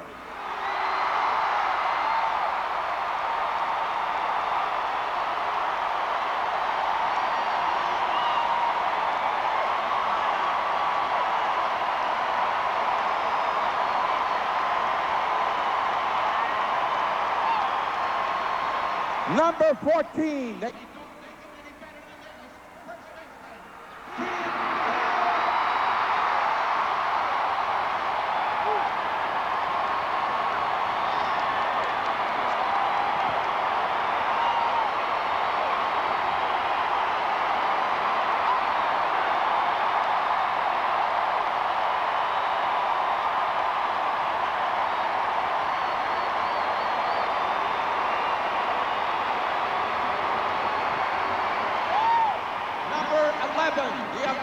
League Rookie of the Year, second baseman, Chuck Knobloch.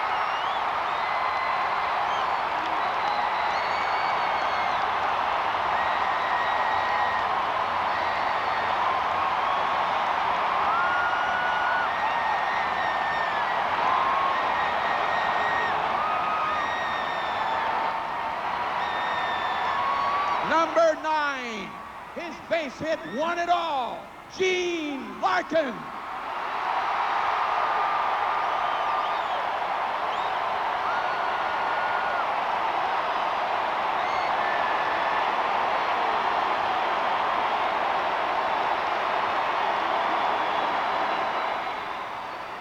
Number 30, a great relief pitcher, Terry Leach.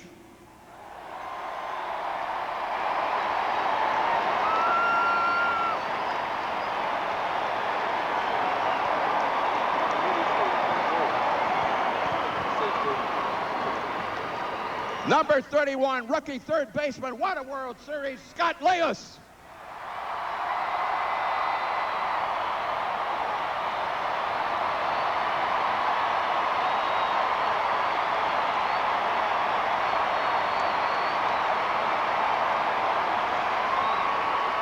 Number 24, one of the best young players of the game, right fielder, Shane Mack.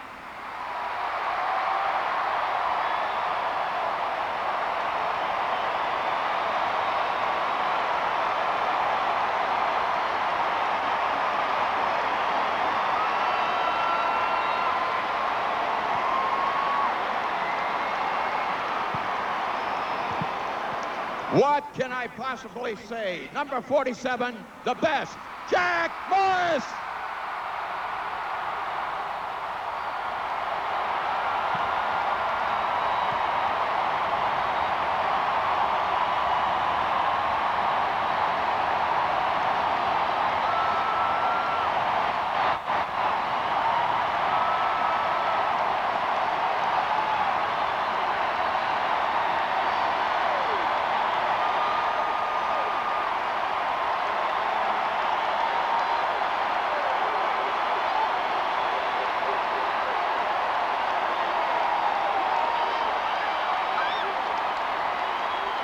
Number 26, the best reserve infielder in baseball, Al Newman.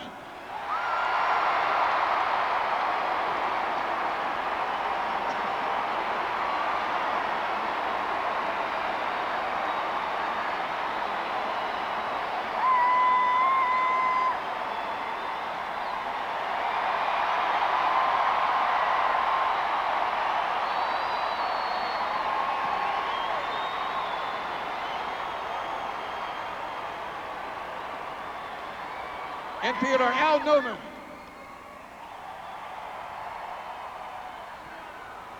All right, our reserve catcher, Junior Ortiz.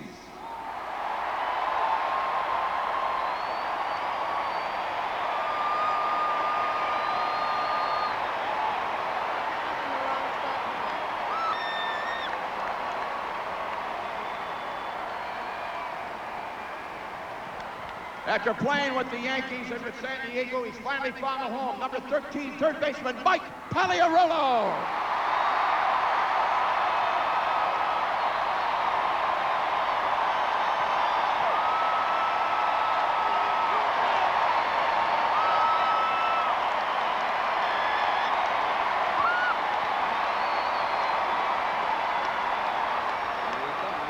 The best player in baseball. Number 34, Kirby Puckett.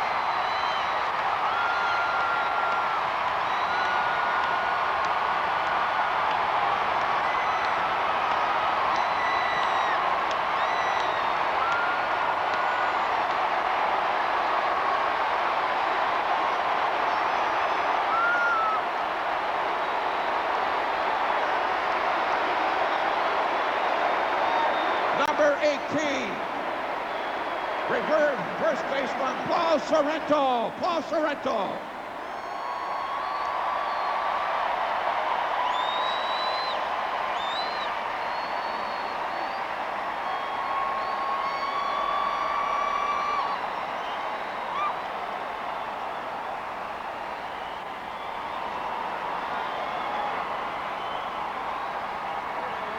Number 36, a fine young right-handed pitcher, Kevin Tapani.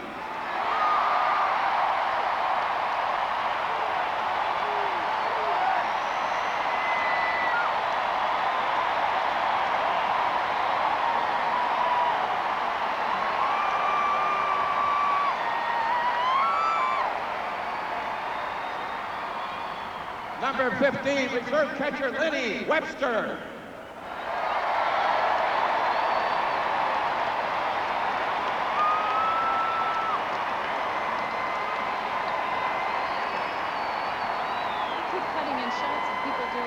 Number 50, left-handed relief pitcher David West.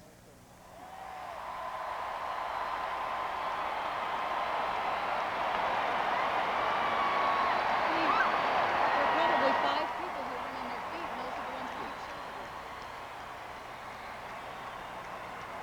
And number 51, the big train, Carl Willis.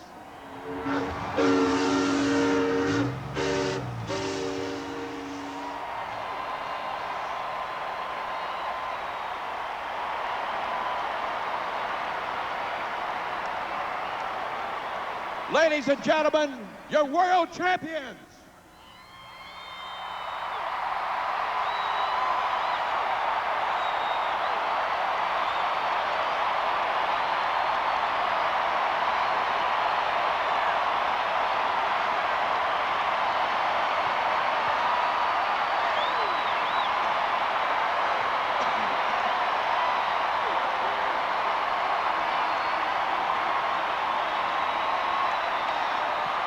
Ladies and gentlemen, every great baseball team has to have 2 great announcers.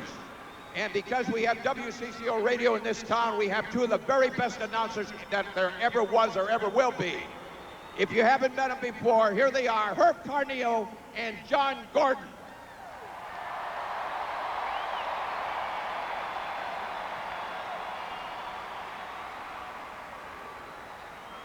Thank you, Bob Casey. You know, all I have to say at this time is that to me, it looks like Ted and Jane have chopped in vain.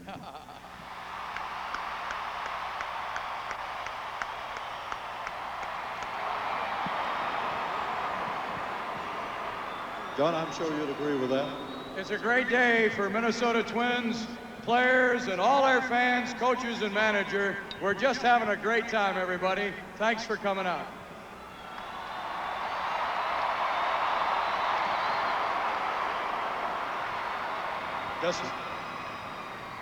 Just one more time. How does it feel to be the home of the world champions of baseball?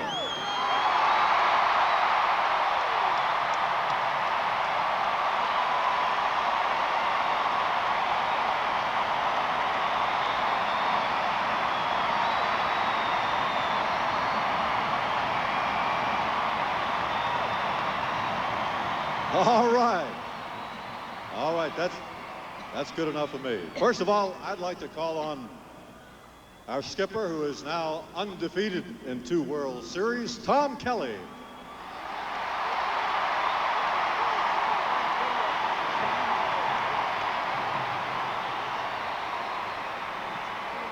Got a videotape of TK.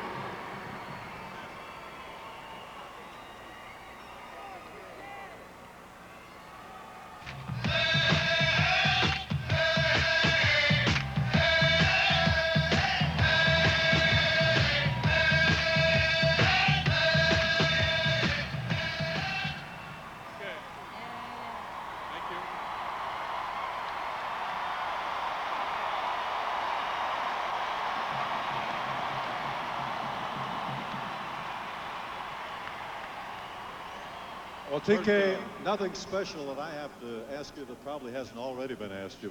So in your own words, just what are some of your thoughts about certainly one of the great World Series of all time? Well, first of all, I'd like to thank everybody for coming out here today and supporting us all year. That's just very, very special.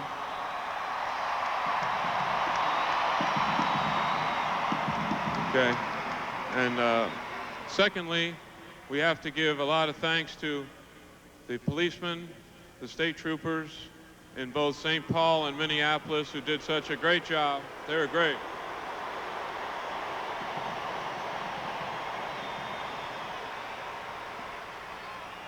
They made thanks to them, they made the parade just a fantastic event, and it was a real pleasure to be part of that. So I got to thank those guys. They did a great job.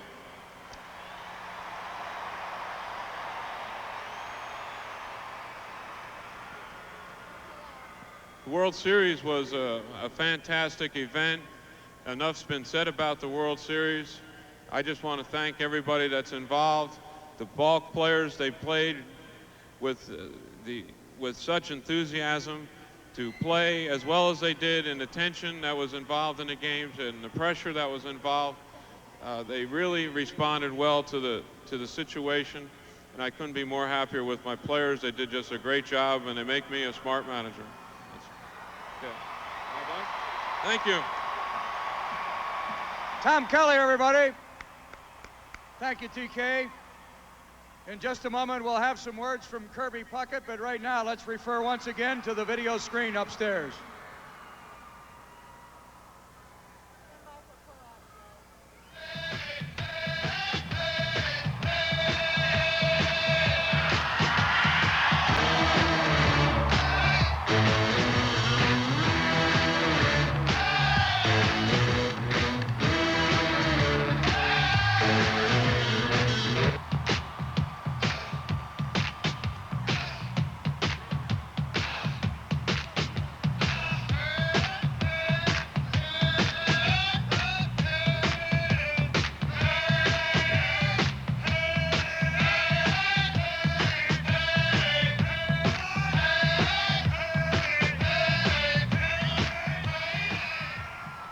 Kirby, speak to the Minnesota Twins fans.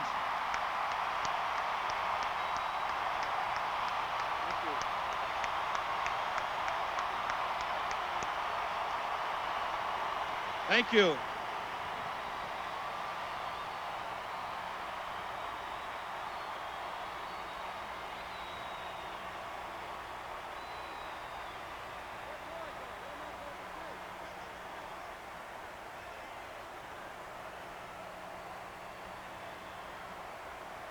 Thank you.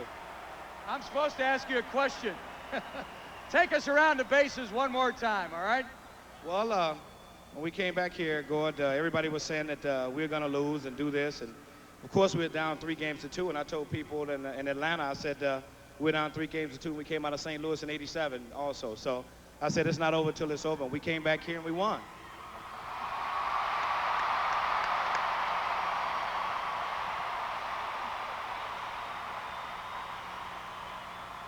Just let everybody know your thoughts as you were circling the bases and touching them all after Game 6 ended. Well, when I was touching the bases, you saw it for yourself. I was hollering, yeah, every 5 seconds was yeah. You know, because everybody thought that we weren't coming back. It was such a close game and another extra inning ball game. And when I hit it, I didn't know it was going out, but I thought it was going to hit off the glass. And I had Chili and Shane and Harp coming up behind me, and I just wanted to get on base and hopefully we win. But I think the fans kind of blew it out for me. Kirby Puckett, everybody. Thanks, Kirby.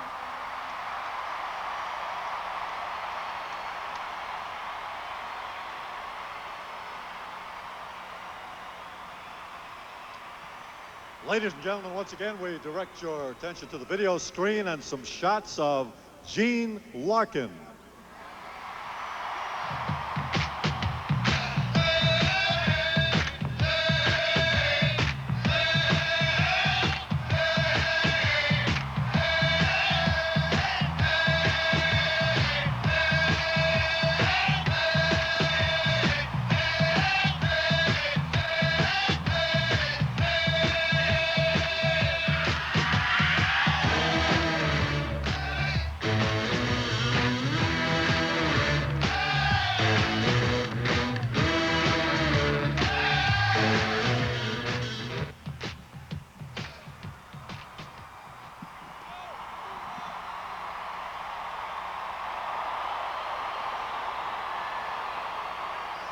And everybody went home happy.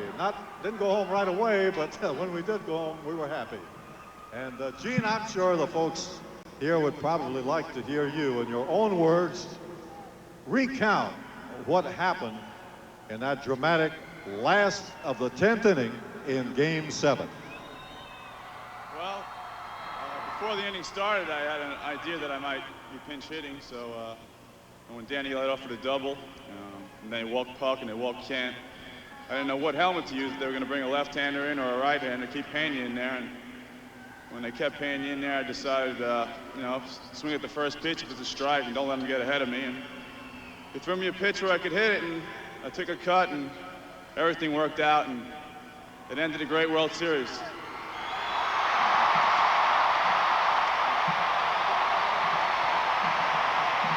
Thank you, Gino. Once again, let's turn our attention to the screen upstairs.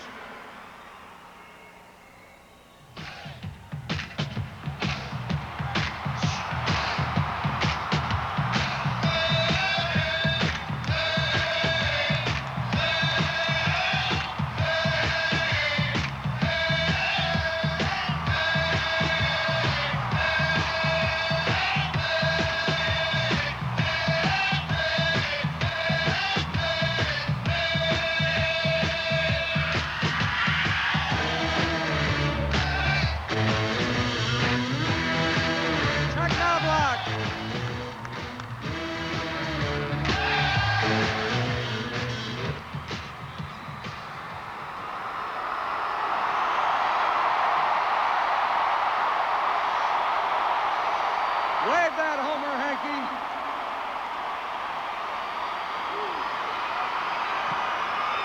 How's the day going so far? Great, great. It's really great to see all you guys out here supporting us, and you've been behind us all year. And what a great parade it was, and for everybody to enjoy themselves like you have, you know, this whole week. It was a great World Series, and it's great to be champions. You played so well all season long, Chuck. And I know, of course, everybody was giving you this talk about being a rookie, but you really fit in very nicely with this ball club, and everything worked very well for you right from the get-go. Well, I got to give credit to all the guys on the team. They made me feel very comfortable coming in and playing as a rookie. But it doesn't feel like a rookie anymore, being a world champion and having great fans like you guys. Appreciate it. Chuck Knobloch.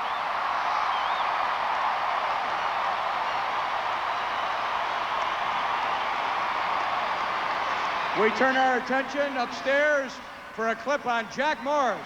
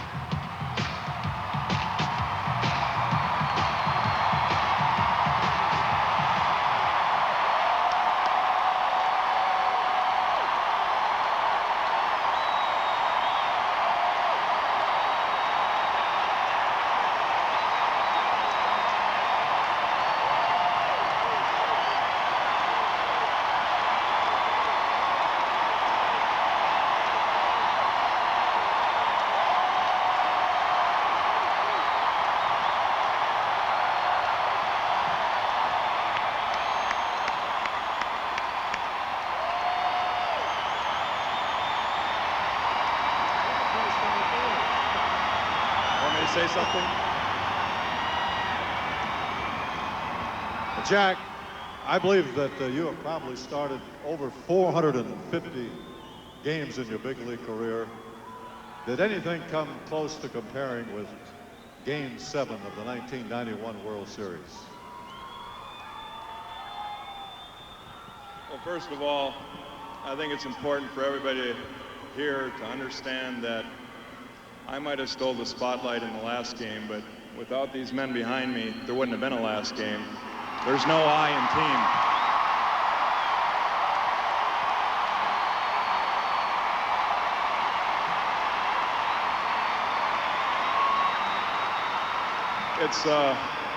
It's wonderful to feel so warm and welcome back in an area where I grew up.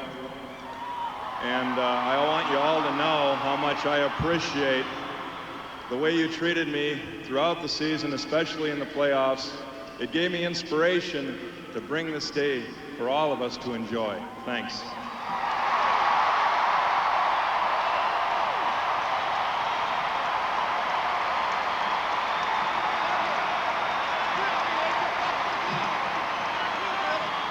Jack Morris, the MVP of the 1991 World Series. And now, once again, ladies and gentlemen, if you take a look at the video screen, we have some shots of Kent Herbeck.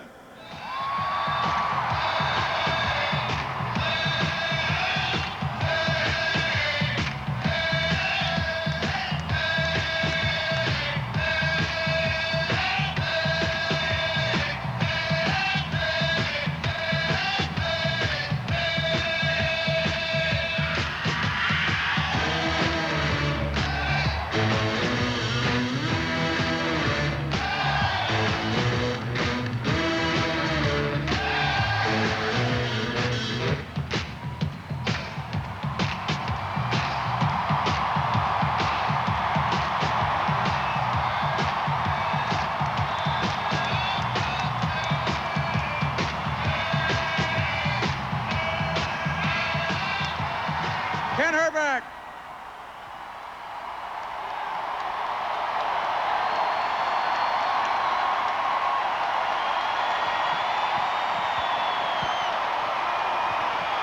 Ken, this club played so well in the World Series, and they played so well in the field. And we just saw an example there of that 3-2-3 double play, but I think sometimes it goes a little bit unnoticed that this was as good a fielding team as it was in 1991. I think it's, first of all, thanks, fans, again, for putting something on like this. This is tremendous. We're all having a blast. Still not over yet. We can still party about another 2 or 3 months and live on this. We got a great ball club. A lot of fun. A lot of fun to play with these guys. It's a lot of fun to play in front of fans like you. You can relate, Kent, to these great fans. You've seen them all along, and they're really showing today that they love their Minnesota Twins. Well, I think the Minnesota Twins love you guys just as much as you guys love us. Thanks a bunch. Ken Herbeck. Now Bob Casey. We forgot to introduce the wives and the families of the ball players. The wives and the families, stand up for a minute for an introduction. Come on, gang.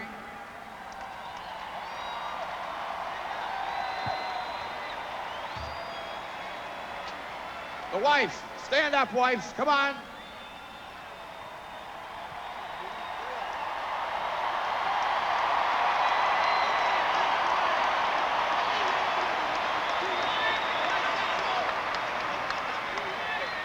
Ladies and gentlemen, this might be the last time you'll ever see this great American League World Champion team together. The 1991 World Champions of Baseball, your Minnesota Twins.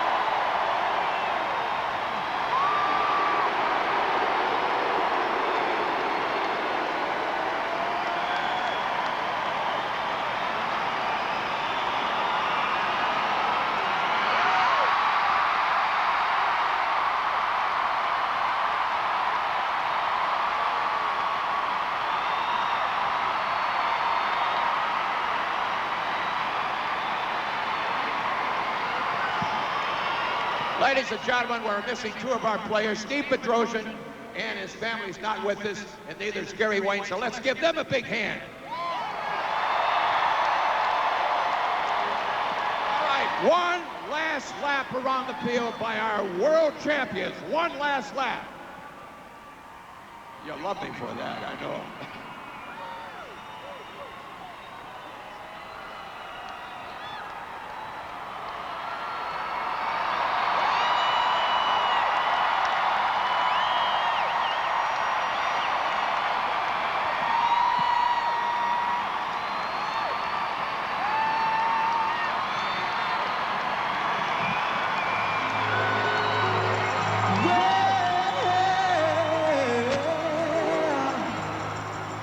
You know you make me wanna kick my heels up and throw my hands up and throw my head back and The celebration continues at the Metrodome as the 1991 world champion Minnesota Twins take one final walk around a place that has meant so much to them and to the 55,000 plus who are here today to take one more look at their world champion Twins. And Colleen, this is something that started back on February the 27th when the Minnesota Twins reported to Fort Myers, Florida as a last place ball club, hopeful of at least improving themselves to the point where they could contend in maybe the toughest division in baseball, the Western Division, and culminated 8 months later to the day with the 7th game of the World Series and a 1-0 10-inning victory over the Atlanta Braves. And what a show they've put on these past few months, and what an emotionally charged crowd this is. What a thrill it was for this crowd to see some of the plays from the World Series replayed on the big screen here in the Metrodome, and a chance to recognize all these players. I think as far as this crowd is concerned, this could have gone on and on and on. Not just the players who enjoyed, I mean, the fans who enjoyed watching the video screen, the players as well were just transfixed on the scoreboard. They didn't want to let go of it themselves. They kept looking and looking, and I've talked to a number of the players who have looked at their VCRs hundreds of times already, watching their favorite plays of the World Series. Speaking of the scoreboard, I don't know if we got a shot of this, but the final game score is still up on the scoreboard, the 1-0 win over the Braves.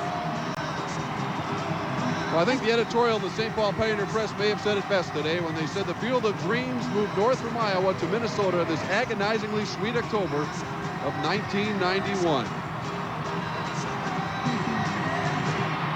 And as the team makes their final lap around this Metrodome, around the field, the flash bulbs are popping as people try and get one last look, one last picture of their champion Minnesota Twins.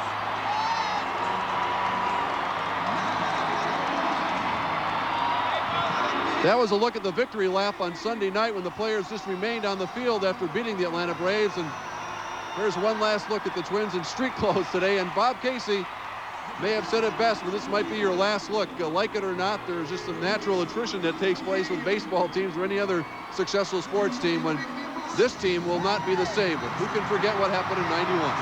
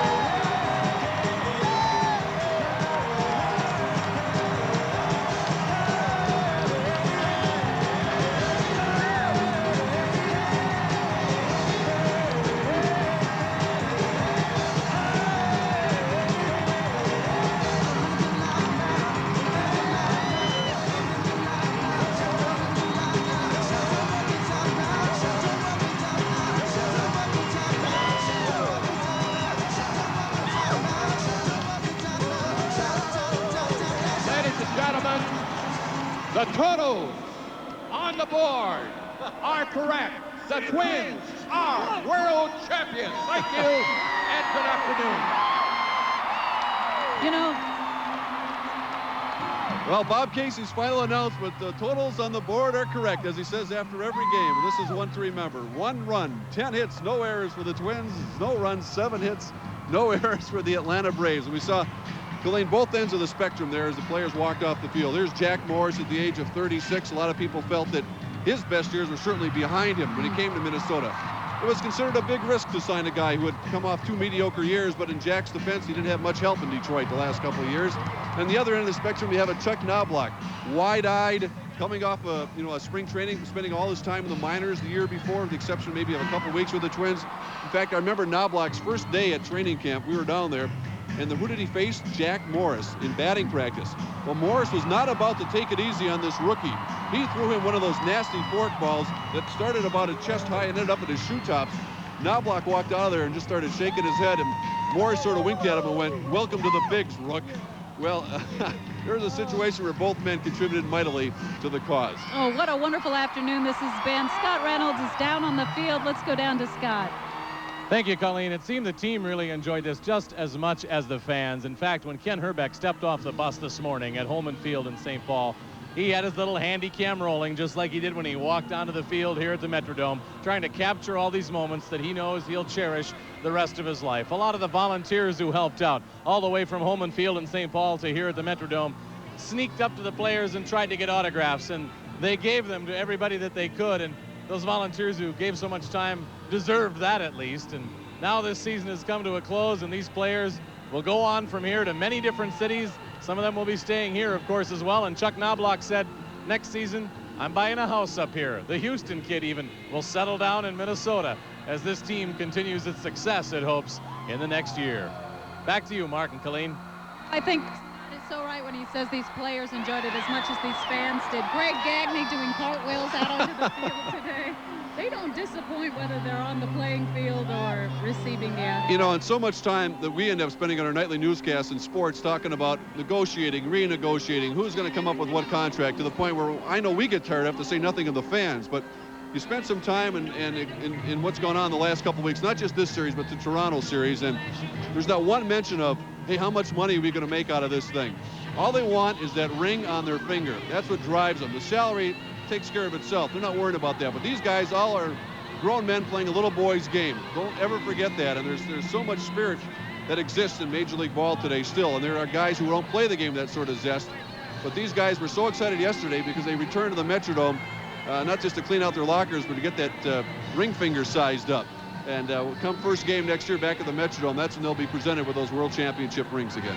Speaking of the rings, last night during our special, someone asked Greg Gagne what he was going to do with his second World Series ring, and he said he now had 2, one for each of his boys to pass on to them. What a thrill for him to have been involved in both of these World Series. We're going to return with more from the Metrodome in just a minute.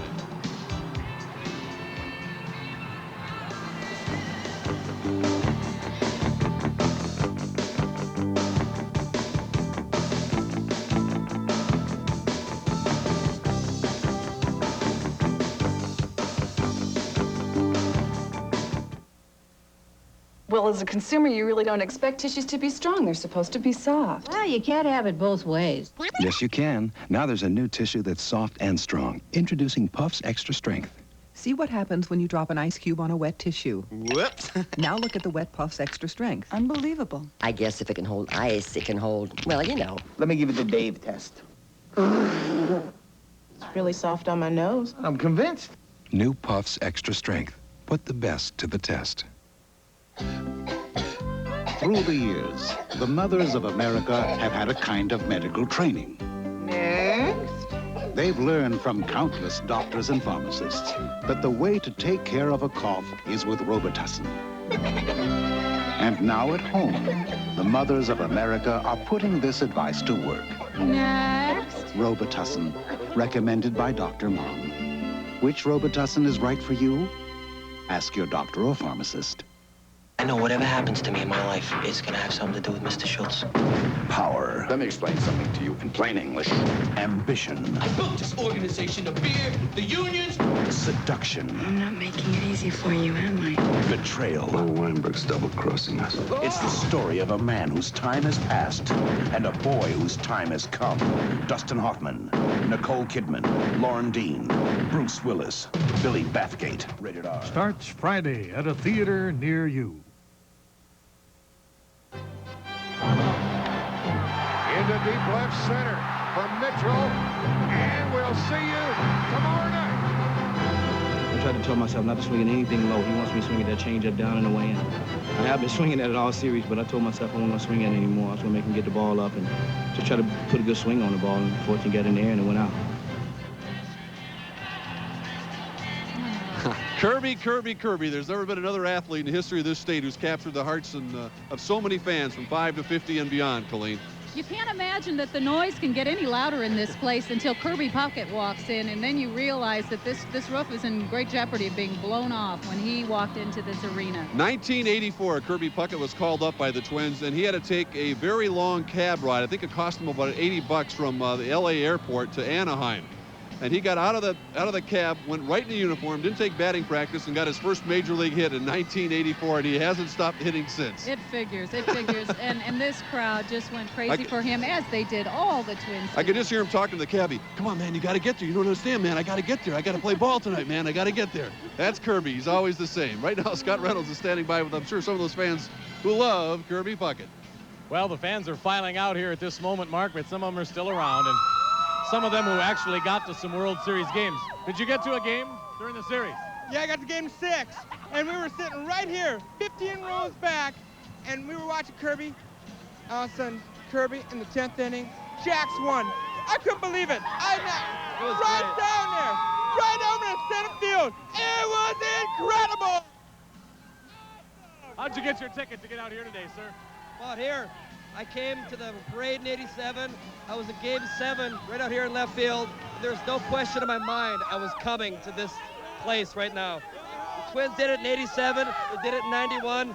I've went through more stress in the past 2 days than Erica Kane has gone through in the past 7 years. This is great. A soap opera fan. How about it? How'd you get your ticket to come out here today? They're given to me. Did you have fun? Yeah. Okay, Twins fans still here, some of them, as they don't want to really leave. They don't want this season to come to an end for them, even though it has. The players have exited, but some of these fans still hanging around. Mark and Colleen? Well, you'd never know that last game was 2 nights ago, would you, by the reaction from the crowds here? It's as if it just happened, or even Kirby's home run, as if it had just happened. I don't think we're going to get tired of seeing that for a long, long time to come. We mentioned last night that I'm sure once Major League Baseball comes out with its official World Series tape, it'll be the hottest selling thing and going in the Twin Cities. Besides everything that has Twins on it, it's going like hotcakes. But when that tape comes out, you know, think back to '87. Yes, the Twins won the World Series, but there were 3 kind of real mediocre games played in St. Louis that were not very memorable. Not just because the Twins lost, but quite honestly, they weren't that exciting. The games in Atlanta, even the blowout was a late inning blowout by Atlanta, just captured the hearts of everyone, and that's why it's, I think CBS said it's the 2nd highest rated program this year. 85 million people watched Game 7 of the World Series, and only the Super Bowl between the Giants and Buffalo will have more people by the end of this year. Well, let's take a look at some of those wonderful, magical moments from the series. Unforgettable. Unforgettable. That's what you are. Unforgettable, though near or far,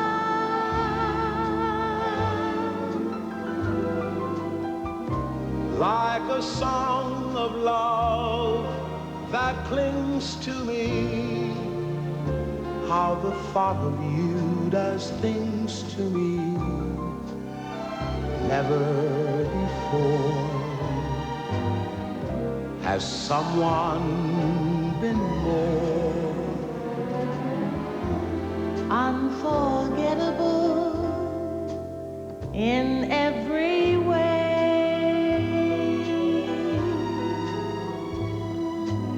And forevermore, that's how you'll stay. That's how That's why, darling, it's incredible.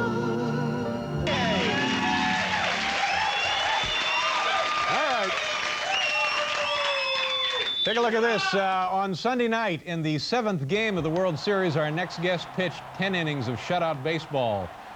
Unbelievable. From the world champion Minnesota Twins, ladies and gentlemen, World Series MVP, here's Jack Morris. Oh, Jack! Hi, Jack, how are you? Good to see you. Congratulations. Thank you very much for being here. Jack Morris.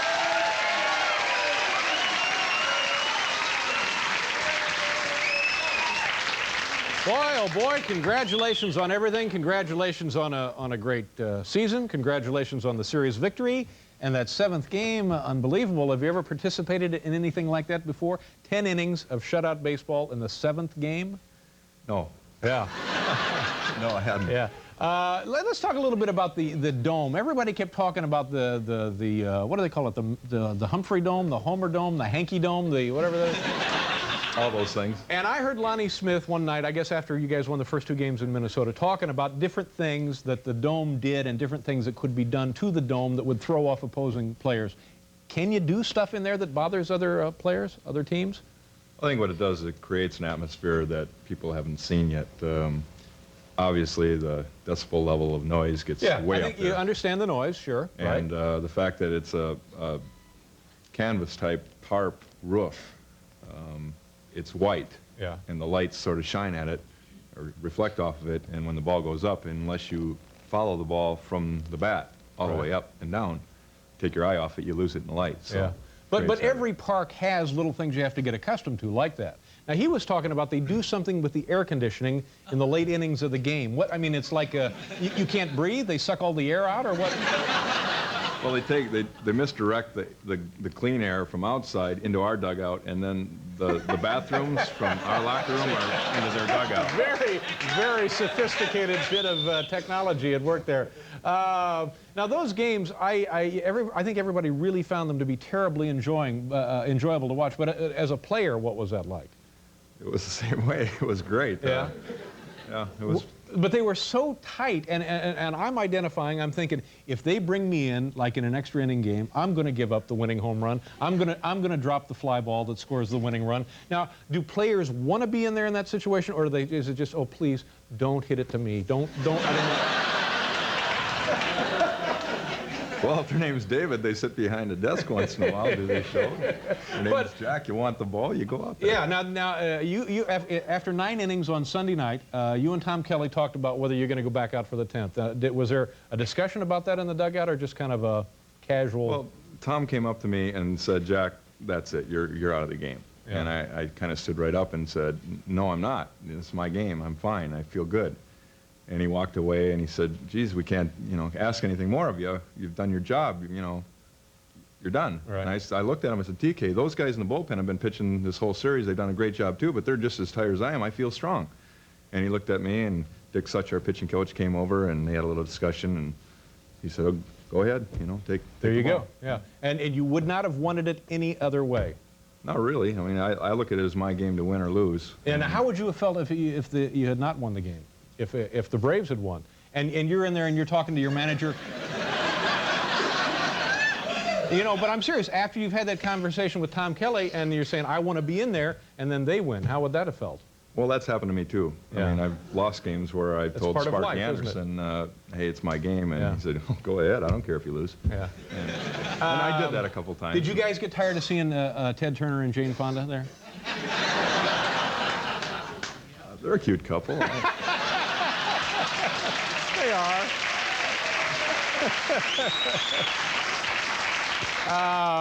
And what will you do now? You're the MVP of the World Series. You have the rest of the winter and some of the spring off. What are you going to do with this now? Well, I heard through the grapevine that Ted was having a little party in his ranch in Montana, and I have a place next to that. I'd kind of like to be invited to the party, but I'm the opposition, so Really? I don't expect an invitation. You have a ranch in Montana? I don't have a ranch, no. I have a little cabin out there. And what do you do out there? What kind of stuff? I get away from this crazy world that you know and I know, Yeah. and just my relaxation. It's my therapy. Hunting and fishing and that kind of thing? Well, usually would fly fish in the month of October, but we were kind of busy this year. Yeah, yeah. And I understand also there's a possibility of some contract renegotiation. Is that true? Trivial little thing, no big deal. But if ever a ball player had strong negotiating points on his side of the table, it has to be you here, huh? I guess. I like throwing baseballs. That's what I do, and I think there's a good chance that somebody will want to let me do that for them next year. Well, it was very, very thrilling to watch, and I'm telling you, better you and your teammates and also the Braves in that situation than me, because it was just, you know, I mean, it was scary. You know, it was actually frightening to watch. Have a great off season, and you'll be back in Minnesota next year, I guess. I hope so. All right, thank you very much for being here, Jack. Jack Morris, and we'll be back with Martha Stewart. The nation's capital. Before they departed, more than 100 fans in both the Twins and the Halloween Spirit today were on hand for a big victory cheer. And before this, just during the midday hour, there was a reception hosted by Minnesota's congressional delegation, which all of the Twins were invited to.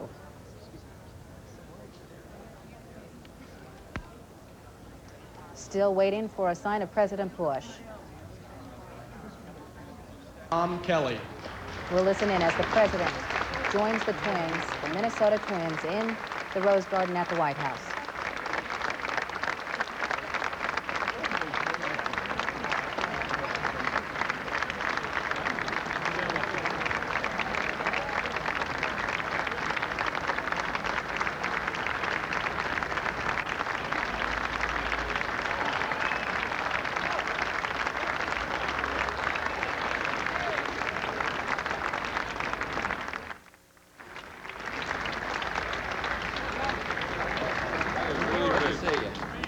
Well, it can't be that long now. Wait a minute. Come on. Hey, Faye, how are you? Please be seated, everybody. And may I first salute our cabinet members with us today, Lynn Martin, Jack Kemp, and Bob Mossbacher was to be here. Maybe he didn't get a good seat. But, and I want to salute the senators from Minnesota, Senator Durenberger, Senator Wellstone, of course, Carl Pohlad, Tom Kelly, and the players, the coaches, and the official family of the Minnesota Twins. Dave Durenberger was so confident that he called after the first game of the series to arrange this marvelous event, and he now takes full credit for the weather. Hey, Tom. But what a day, what a glorious day. Last day of October, and it's Halloween. You got to be careful around here with the Congress still in session. Members of the... sorry. Members of the all the Minnesota congressional delegation, we're just delighted to have you here, really. Members of the House and members of the Senate. And of course, to two dear friends of mine, a commissioner of baseball, Faye Vincent, and Bobby Brown, Dr. Bobby Brown, the president of the American League. I also want to single out people that are usually singled out in a different way. And I'm talking about our umpires. Richie Garcia, Drew Coble, Don Denkiger, Rick Reed, Terry Tata, and Harry Wendelstedt. Can we get them to stand up? Thank you, guys. Good to see you again. Thank you all for coming. We're just delighted to see you here. I remember how Bill Clem, a famed umpire, put it. He says, "I never called one wrong from my heart." And that's how presidents feel, baseball fans and fellow Americans. First, let me say it's a pleasure to see so many great amateur players here with us today. Two Washington, D.C. champions, the Bell Multicultural High School boys, and the H.D. Woodson High School girls. Where are they? Right there. All right, you guys. And America's Little League champions from Danville, California. Where are those guys? You champions, stand up there. Let's give them, show them off here. All right.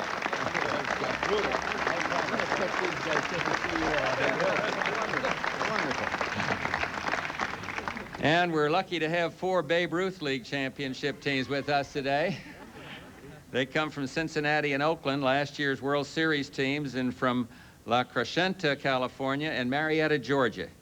Our son George Jr., the Texas Rangers guy, called and he wants me to scout all of you, so if you'll stick around after this. Let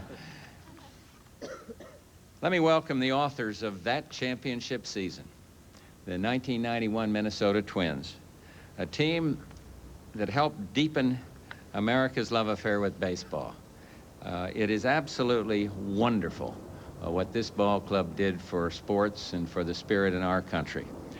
You showed why baseball is the most democratic of sports. It's also most Republican of sports, but whether in the major leagues or little league, what counts is the size of your heart and your dreams.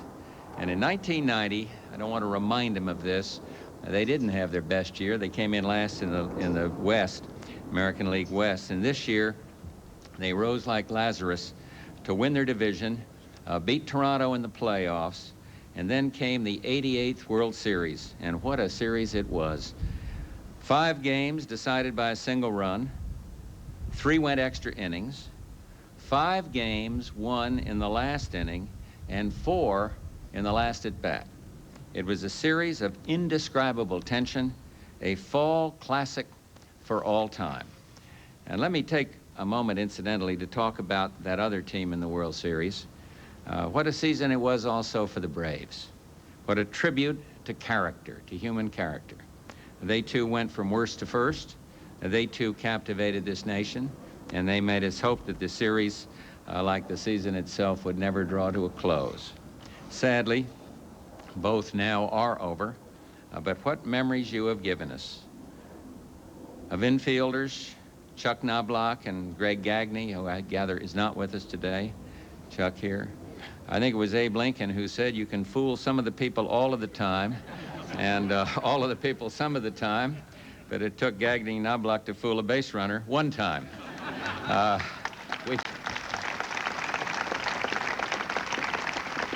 We recall Brian Harper's clutch hits, Kirby Puckett's Game 6, winning home run, and that circus catch near the wall. Suddenly, Kirby's glove has become more valuable than Michael Jackson's, and Kent Herbeck's brilliance in the field. I refuse to be drawn into that controversy and comment on the play when Kent tagged Ronnie Gant after Gant came off first base. But Barbara asked me to point out to Kent that she could use some help around the house with heavy lifting. Finally, we think of other moments that made this series of snapshots of the mind. Dan Gladden's 10th inning, Game 7 hustle. Gene Larkin coming off the bench. We recall Tom Kelly managing furiously against Bobby Cox. One of the greatest bullpens in baseball history. And Jack Morris winning 2 games, including a final game shutout, and thrilling the game's most eardrum-popping fans. Perhaps Mr. Morris, the series' most valuable player, put it best of all. It's unfortunate that anyone had to lose this series because this was a true classic in every sense of the word. So each of you made this a kaleidoscope of beauty. Each showed why millions of Americans watch baseball, listen to, read about, debate it, and why for a few golden days each October, each of us becomes a self-anointed expert. And that wonderful friend, Faye's friend, and I'm proud to say mine, the late Bart Giamatti, once wrote that baseball is designed to break your heart. True, but it also lifts, as perhaps no sport can. So really, thank you guys for the memories, for coming to the White House on this spectacular day, for giving our country a wonderful lift, and God bless you, and the rest of our country as well. Thank you all very, very much.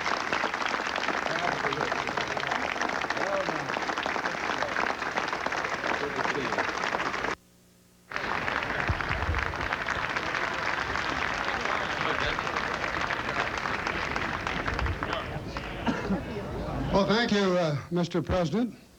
On behalf of all of baseball, and particularly the world champion Minnesota Twins, we'd certainly like to express our appreciation to the President for taking time out from his busy schedule. I know he doesn't have very many problems.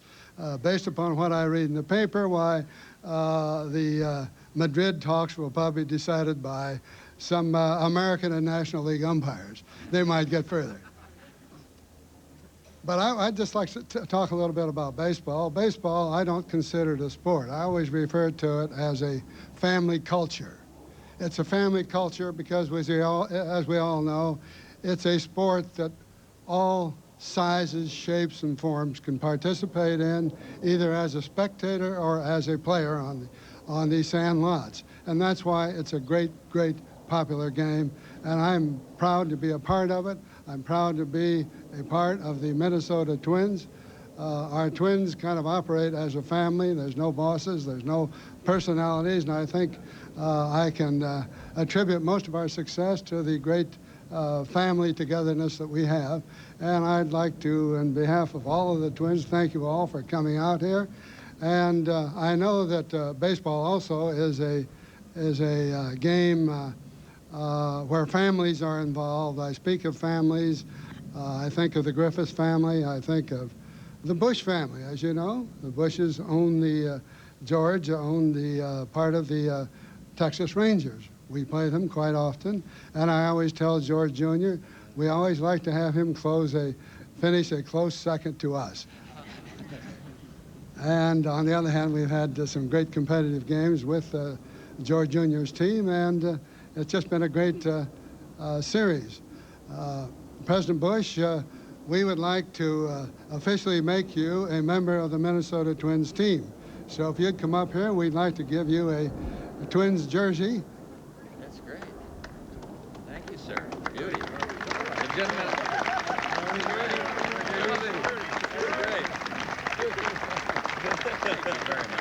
Thank you so much, sir. You got it. Now, you can't have a jersey without a bat, so Mr. Kelly will give him a bat. Okay.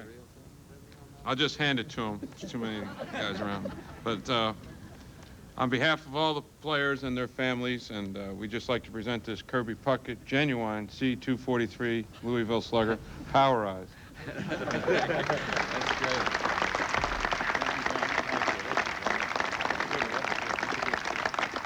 And, Mr. President, we also have a glove and a ball, but I think one of your assistants has it over here. I tried to get Jack Morris to throw you a pitch, but they said it isn't on your program. Besides that, you might not catch it. Wait a minute. Hey, come on. Who's got the ball? Anybody got the ball and glove? Oh, Jesus. Jack. Yeah. Hey, Jack, can you get it up, Jack? You're playing with fire. All right. Let's see how good you are. Hey! I got around behind the back. That's your call. Let me say hello to these umpires. I suppose the president will ask us to see his agent. Why don't the members of Congress come up and say hello to these guys? Now I want to say hello to these umpires. Who knows?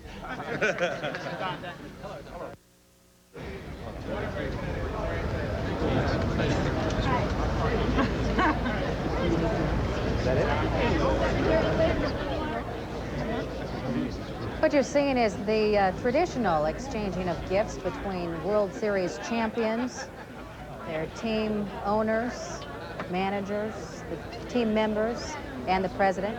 He's talking now with the umpires. Twins will be giving the president a cap and jersey, which adds to quite a collection for the president. He's entertained the champions of several sports in the Rose Garden, most of them bringing him a jacket or a uniform.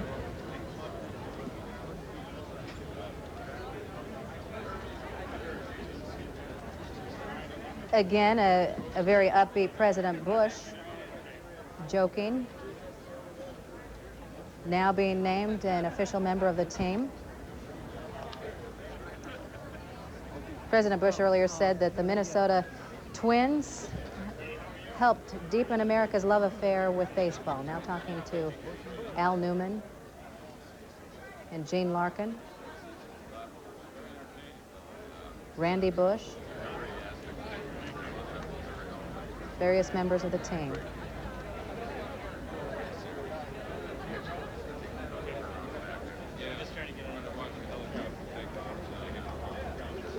Might add, it looks like a very pretty day that they're having in Washington, D.C. And of course, in contrast to the snow, which is really coming down right now in the Twin Cities.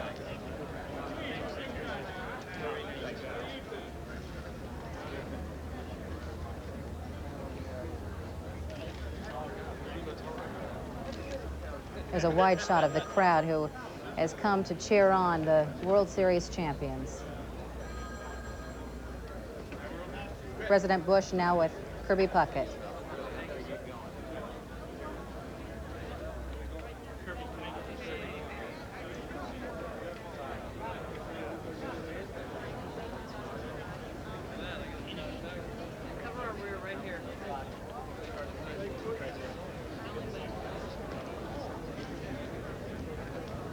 Making his way through the team, Ken Herbeck. First baseman. May I ask everyone to remain seated, please? Please remain seated.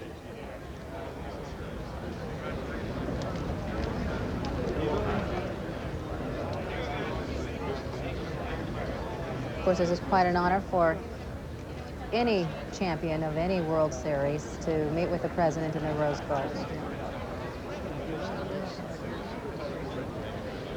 Might add a fun time, I'm sure, for the president as well. One of the perks of his job, President Bush. May I have your attention, please? The president is going to leave in a few minutes for the great state of Texas, and we are going to invite all of you for a wave-off on the east side of the South Lawn. So please exit through that area, and the Twins will exit this area. Thank you very much.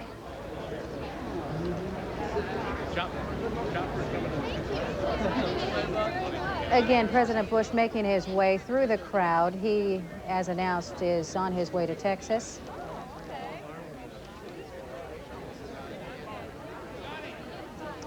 And as I also mentioned, it looks like a very pretty day they're having in Washington compared to the snow that we've seen here today. I should mention that our meteorologists here at Eyewitness News have mentioned that there is a winter weather advisory here in the Twin Cities this afternoon. 1 to 2 inches of snow is expected. Of course, you want to take caution on the roads. And the Minnesota Twins were expected to be back in the Twin Cities by 5:30. I hate to speculate on whether that weather may change any of those plans. But that concludes our live coverage of the world champion Minnesota Twins visit to the White House. Our Joe Schmidt, as I mentioned earlier, is in Washington, D.C., and he'll have live reports on the visit coming up at 5, 6, and 10 o'clock. I'm Val Holly Dennis. We now rejoin our regularly scheduled program already in progress. Have a great afternoon.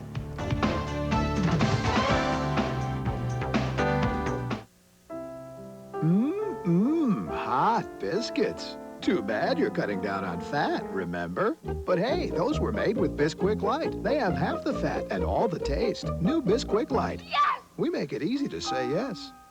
Enjoy the music of Russia's leading composer and experience the beauty of the ballerina of the century at the Russian Festival. It's all part of the Plymouth Music Series, November 1st through the 3rd.